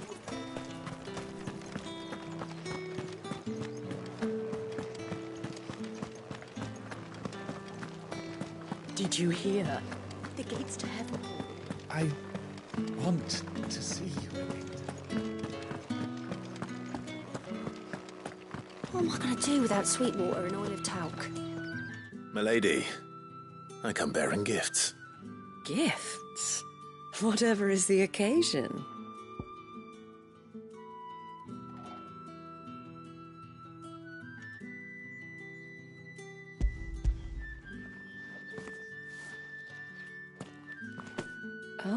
My. Clive, you really have outdone yourself. Otto asked me to give it to you. To settle the Hideaway's debt with the Veil. And to compensate you for the time it took us to do so. You disappoint me, Clive. I thought you might finally be warming to me. Tell Otto he can keep his baubles. I tried to tell him as much the first time around. The man owes me nothing, nor does the Hideaway. My contribution to the restoration effort was made freely and willingly. It was the least I could do. You once told me Cid did you a kindness. I'd like to do the same. Please, accept it. For my sake. And for Otto's. For all of us. For all you've done. It is rather fetching, isn't it? Very well. Otto is lucky to have you, Clive. I doubt anything could ever replace his son. But you and the others at the Hideaway are the closest thing he has to family. Otto had a son. Long ago, yes. Cid told me Otto lost him when he was just a boy, and blamed himself for not being able to stop it. I don't know how it happened, whether there was anything he could have done, but it was clear that it weighed heavily on him. I didn't know.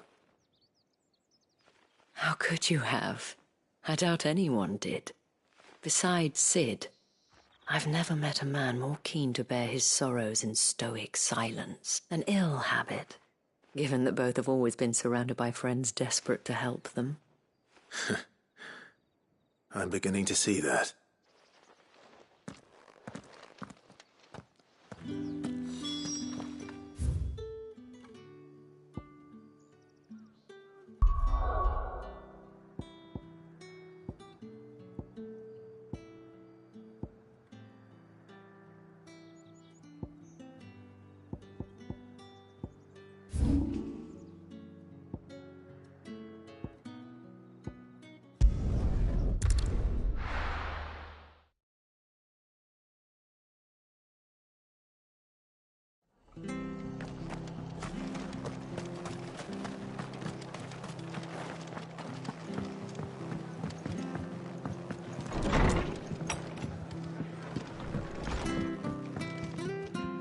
Clive, we weren't expecting you. I wasn't expecting to be here, but it seems we still owe you a considerable amount of coin for your help with our rebuilding efforts. And though I doubt it's what you were expecting, we were hoping you'd take this as payment.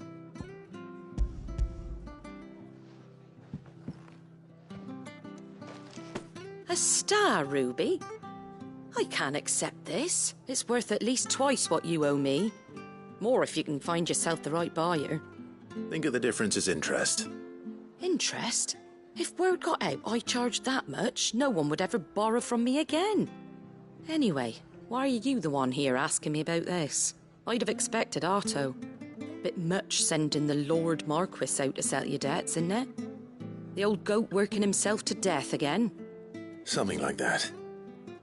Most days I think he's the only reason the Hideaway's still standing. Same as always, eh? Back when the place was nothing but a twinkle in the eye of a recently retired Lord Commander, word is he was the first one Cid reached out to. Probably knew that without his strong arm and level head, the idea would never get off the ground. Cid may have been the face of the Hideaway, but Otto's always been the backbone. And when Cid passed away, we were all worried that would be the end of it. That Otto would just give up. His death was hard on everyone. But it must have hit Otto hardest of all. But he didn't give up, did he? Quite the opposite, in fact. If I recall, he was the one who nominated you as Cid's replacement, and rallied the rest around you. I reckon what he saw in Cid, he saw in you too. And don't we all? Doesn't hurt that you're half as stubborn and twice as handsome, neither. That, and you keep good company. I suppose I do.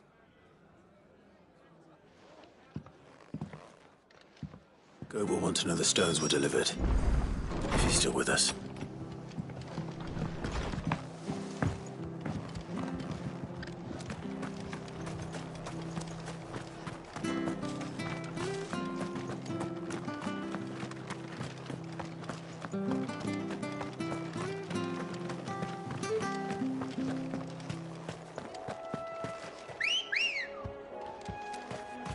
Good girl.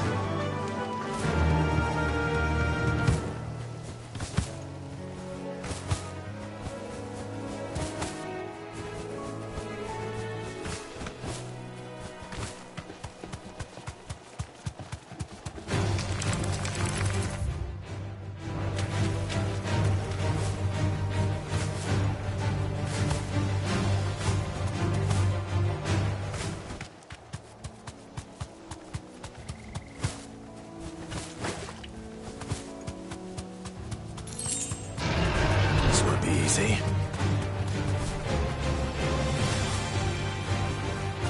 Well, it's certainly quiet. If I were a giant antelope, it would seem like just the place.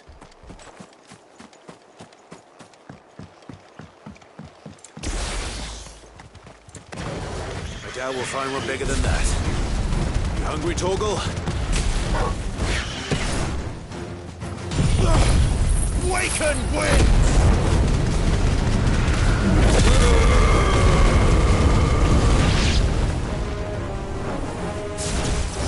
Over here!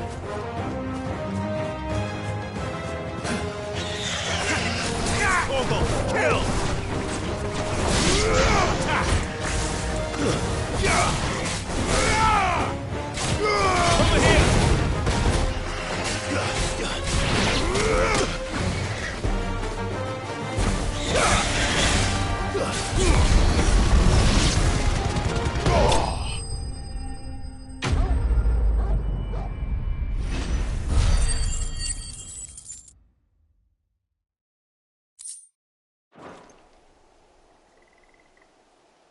Now,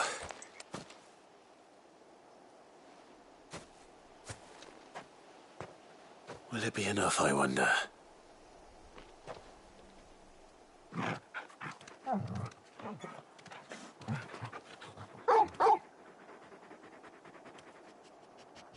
I say that answers my question, which means we owe the lawsmen our thanks. You're just a big puppy, aren't you? A very big puppy.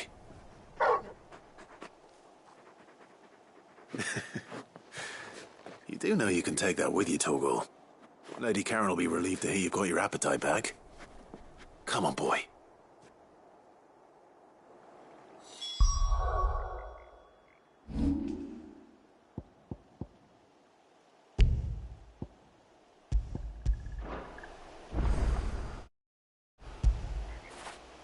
That'll feel good, boy.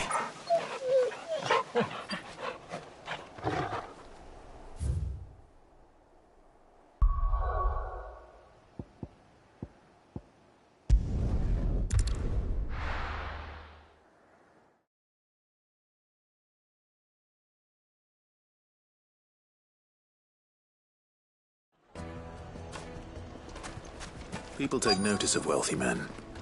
Shouldn't be too hard to track down Karen's collector. Fang is gone. The whole mother crystal gone. What are we gonna do? Calm yourself. We don't know for sure. It could have just been a trap.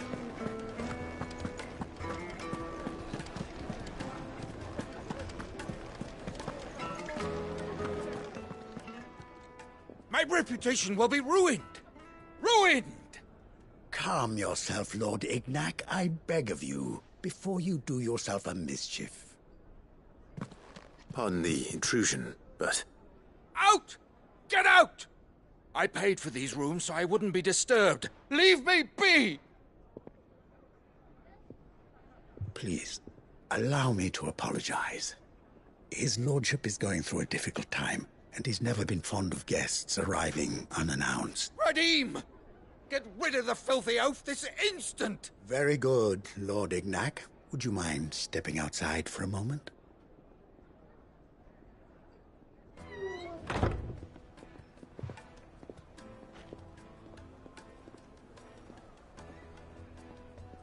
I'm sorry if I've caused you any trouble. That? No. That's just how his lordship is. He has been dispossessed of his luggage, you see. The thieves also made away with a considerable amount of coin. Coin the innkeeper will soon be keen to collect. I don't suppose a certain blade was among the stolen items. A single-edged sword. It was purchased from a merchant friend of mine. Ah, you know Lady Karen. Then I'll retrieve Lord Ignac's luggage. But I have one condition. You have but to state it. You are welcome to anything that is within my power to grant. I want an audience with Lord Ignac. A few minutes should be enough. Then I'll be on my way. A condition I would be a fool to refuse. I don't suppose you saw where the thieves went? I did not, no. Though some discreet inquiries made on his every ill-gotten coin in Dalimil is said to pass through that disreputable corner of the Valcroy. And that's where I'm headed. I shall speak to Lord Ignac. That will be very... Farewell.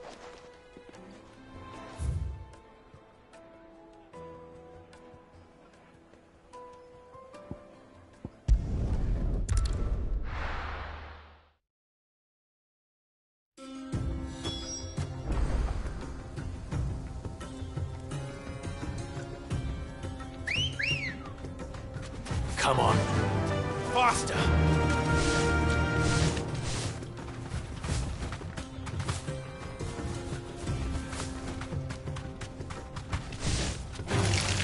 All right.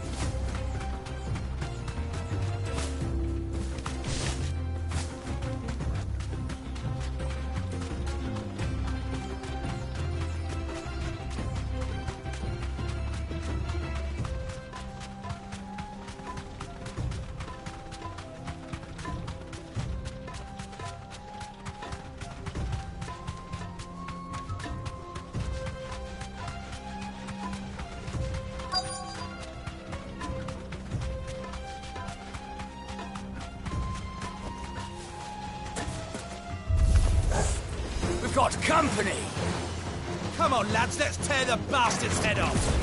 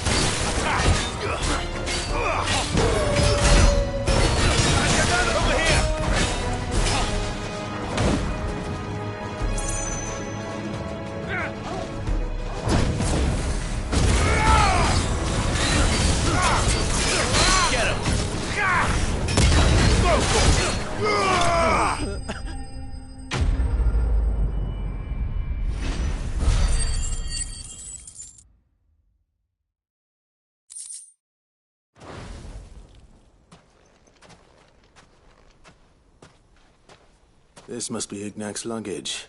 Nothing seems to be damaged. All right.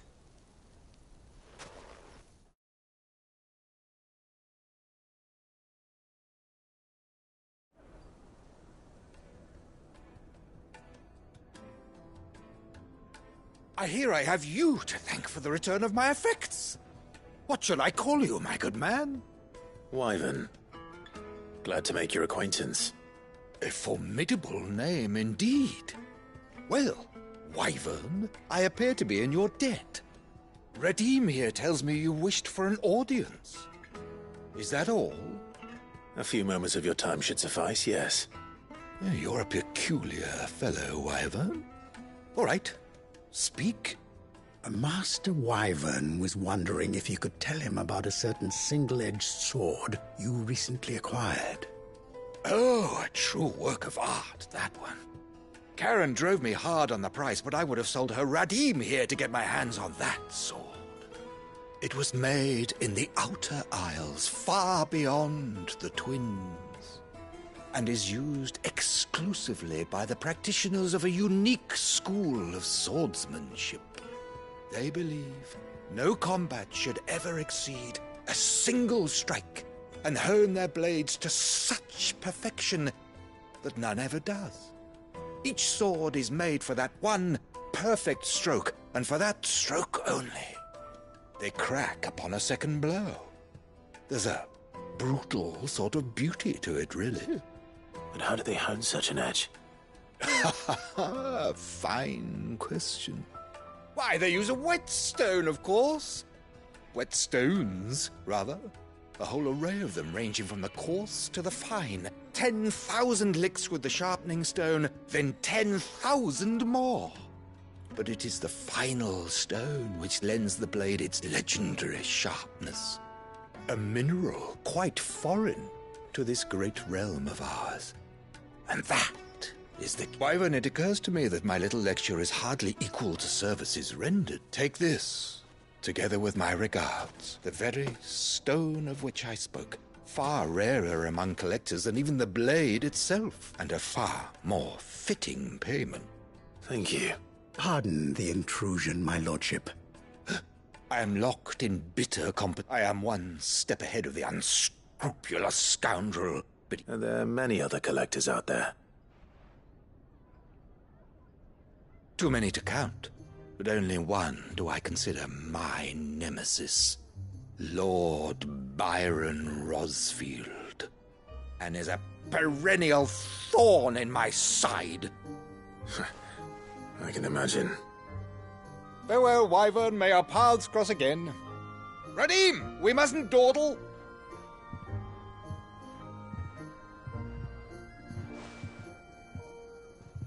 I think his lordship is rather taken with you, Master Wyvern. Thank you again for your assistance. Coming, my lordship. I'll be right there.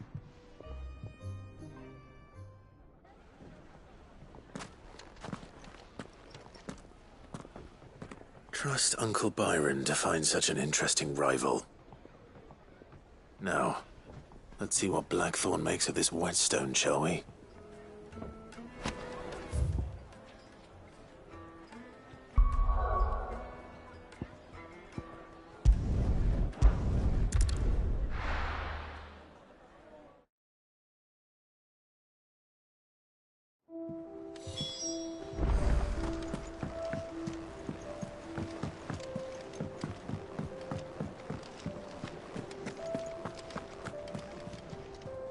I noticed you and Torgal had gone off somewhere. Take him for a walk, did you? You could say that.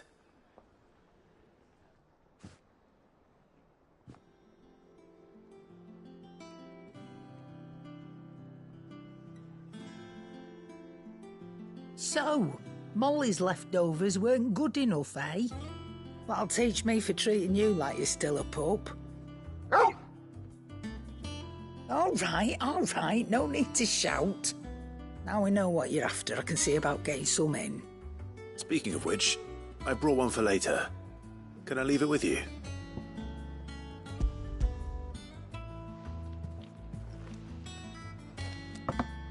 You can, aye. I'm nice like that. In return, you can thank Tomes for me. I was just on my way to see him.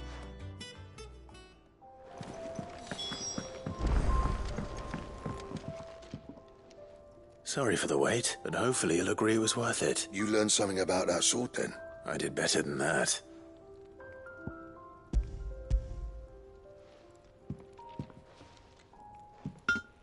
A whetstone? Yes. But not one you'll find anywhere in Valisthea.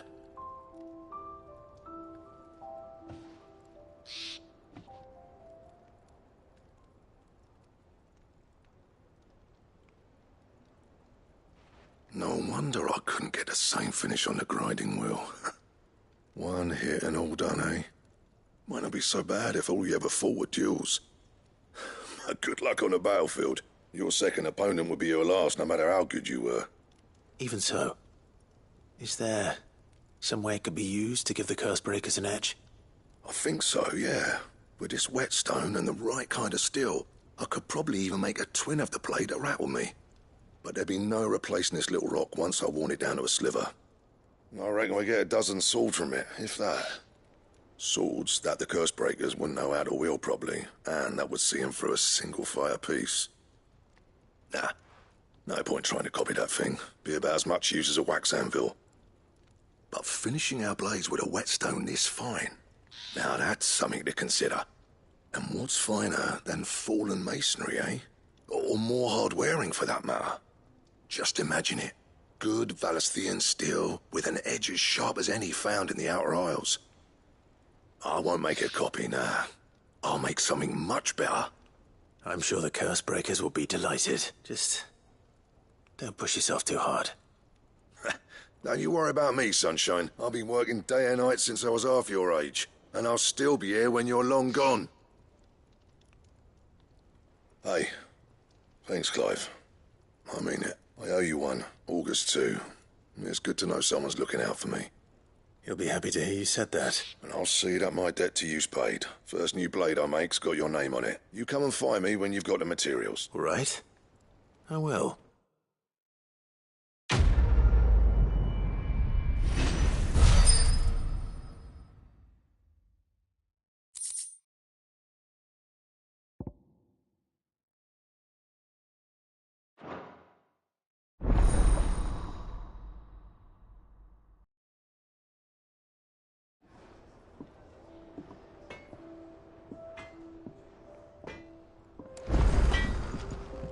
What do you need?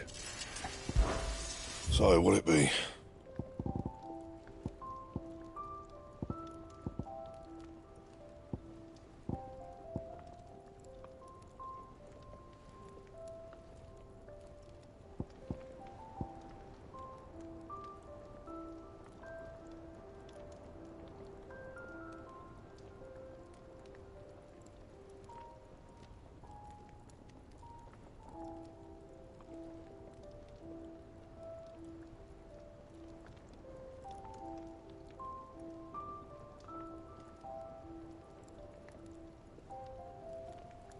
Anything else?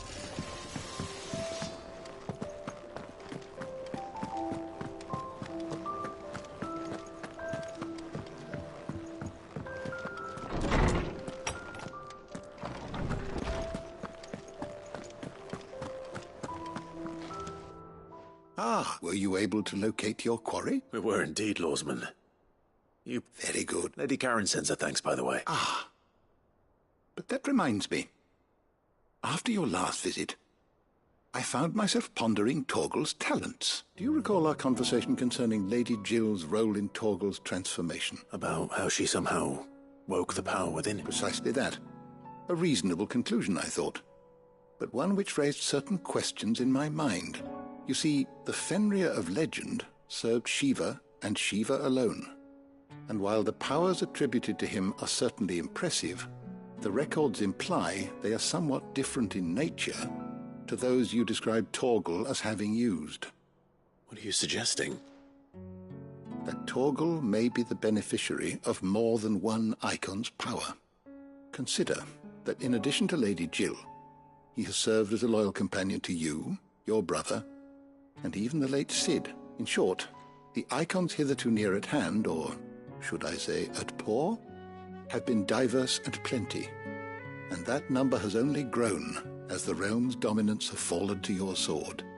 One can but speculate as to how all of this has affected Torgal. He has seemed more fierce of late. And if I am not mistaken, he will grow fiercer still. Oh, he's more than an ally. He's a friend.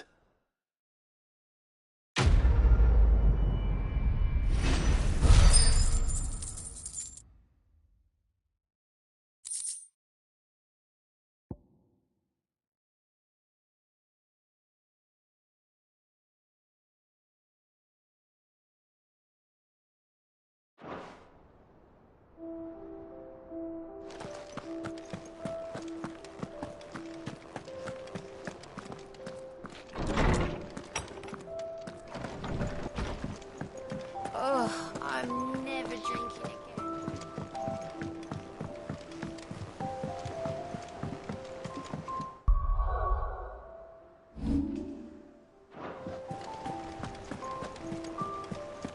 Is that the thing Tomes helped to build? Mid told me she was building a ship.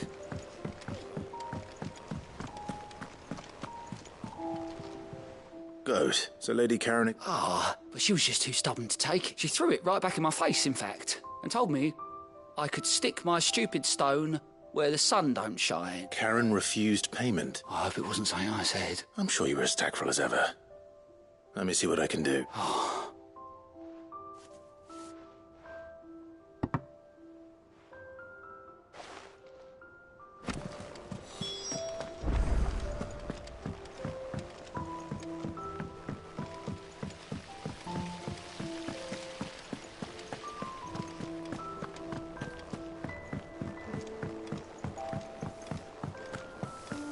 I think Mid might need some help, Tony.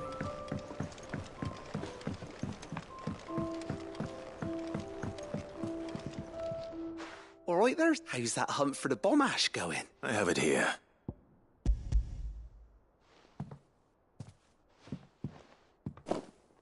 That's the stuff. And plenty of it, too.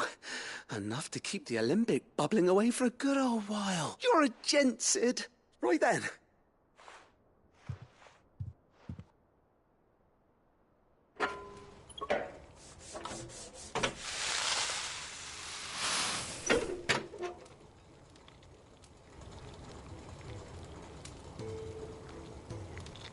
There we have it. The Telemon Alembic. And it works just like the chief said it would. Very impressive. Says the man who cut down a burning boulder. Speaking of which, There's no need. The good it will do for the hideaway is reward enough. Don't be silly. Why don't you let me take a look at that bag of yours? The one you... What?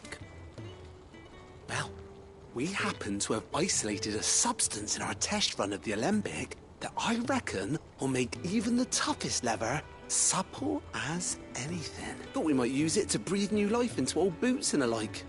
Save the hideaway a few gil. Ah, I reckon if we slap a bit on your bag, it'll loosen it up enough for you to squeeze in a bottle or two more. Well, it can't hurt to try, I suppose. That's the spirit. Leave it with me. I'll only be a mo.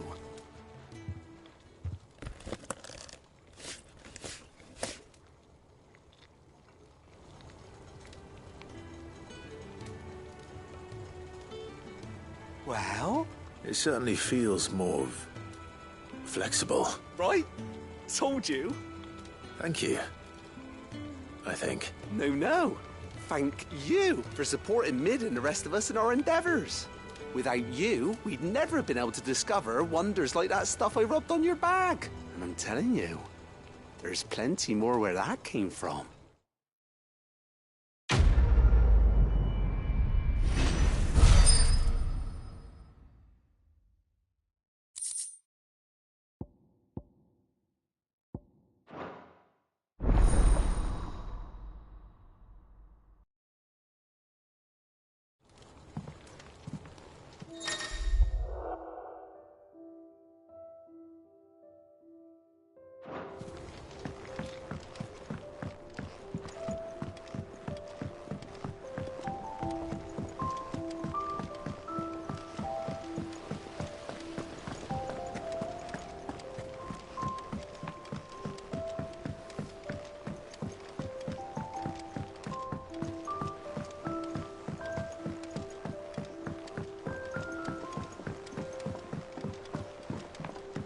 I went up to give some greens to the...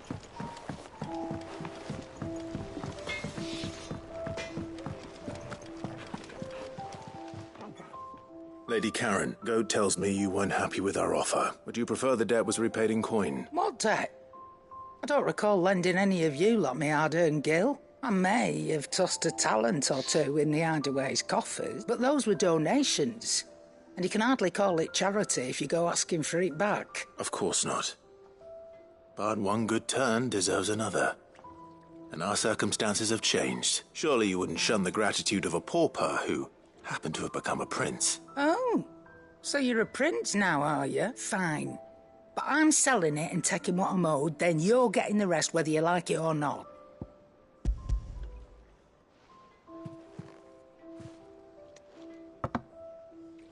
Where'd you even get this? A decent trader might nab 1,000 talents for a star ruby. A canny one, meanwhile, might claim it were nicked from the belt of Sid the Outlaw himself and ask twice as much. Might be I already have a buyer in mind.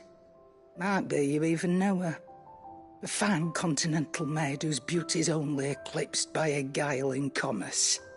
You wouldn't mind, would you? Not at all. Just be sure to tell her that it's always a pleasure doing business.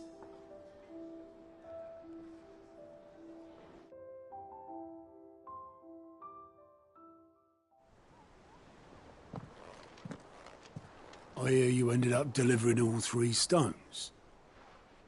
Thanks to this lump.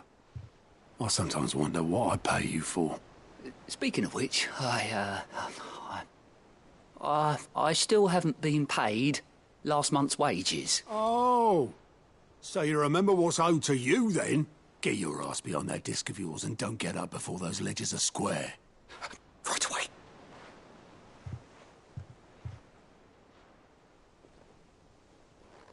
I've seen that before.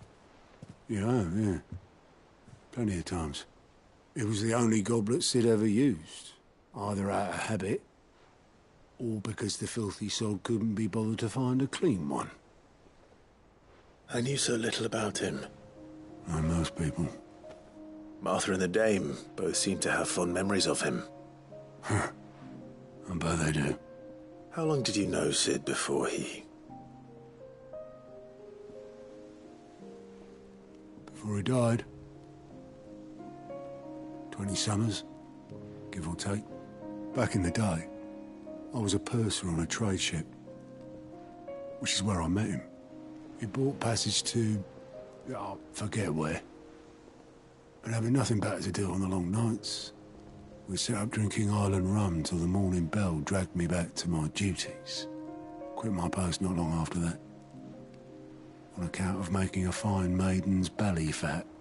But me and Sid stayed close, promising we'd one day sail the seas again.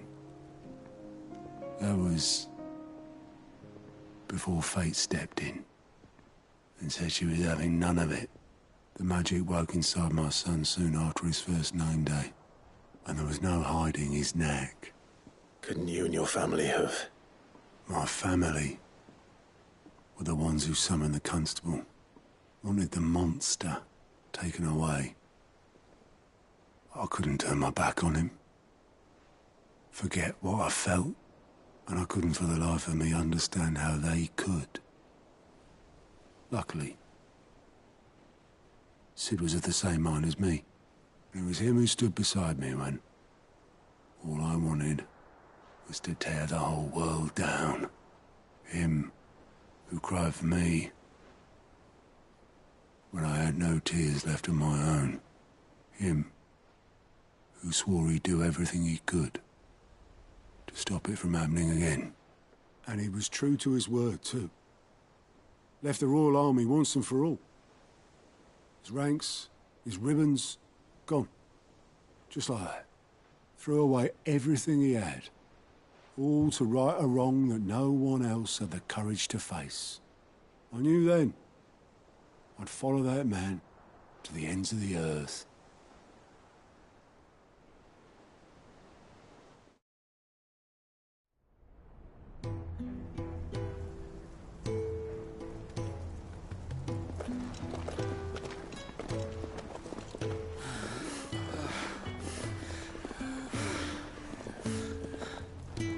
He was always too clever for his own good, was Cid. Saw the world for what it really was, while the rest of us were content to go along with the lie we were shown. And it can't have been easy, bearing that burden alone.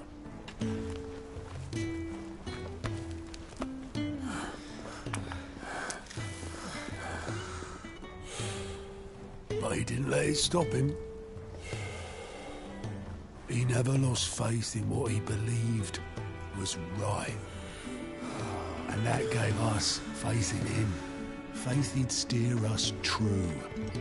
So I swore to myself that I'd always be right behind him, ready to catch the stubborn sod, if ever he should fall.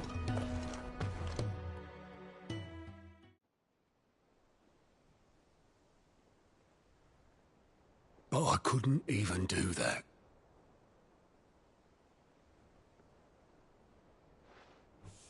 Ignore me. Just the ramblings of a tired old man. Leave that lot. I'll tidy it up in a bit.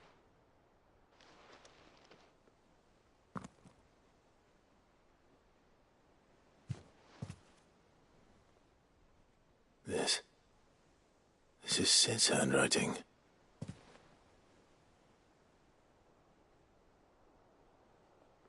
Dear Otto. I may be drunk, but I wanted you to know this place would be fucked without you. Love you, you grumpy old sod.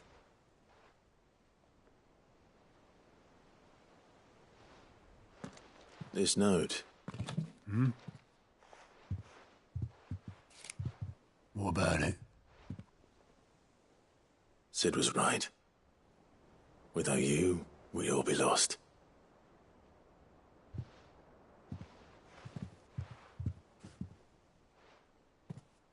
He should have bloody well said so then. Just once. Before he went.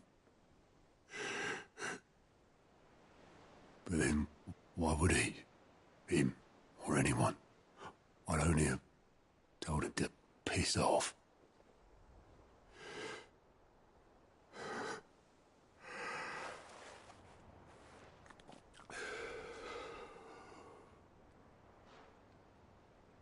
You're wrong, though.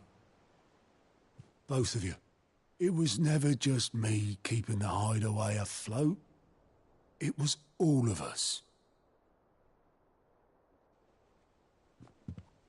I just shoved people in the right direction. I barely seem to be able to do that anymore.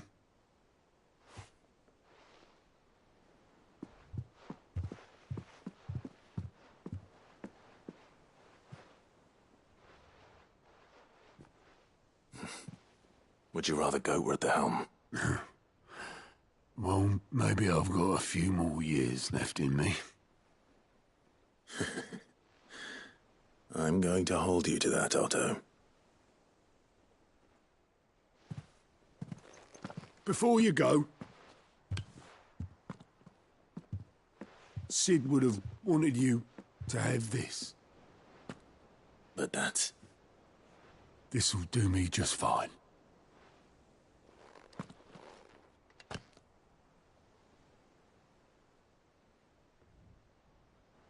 Thanks for the ray of sunshine.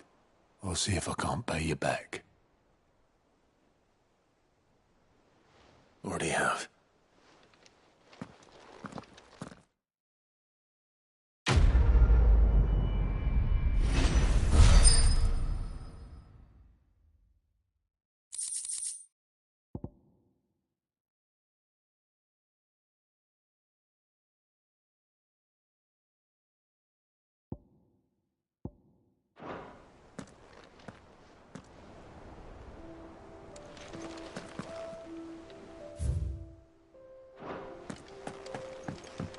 Mid told me she was building a ship. Is that the thing Tomes helped with?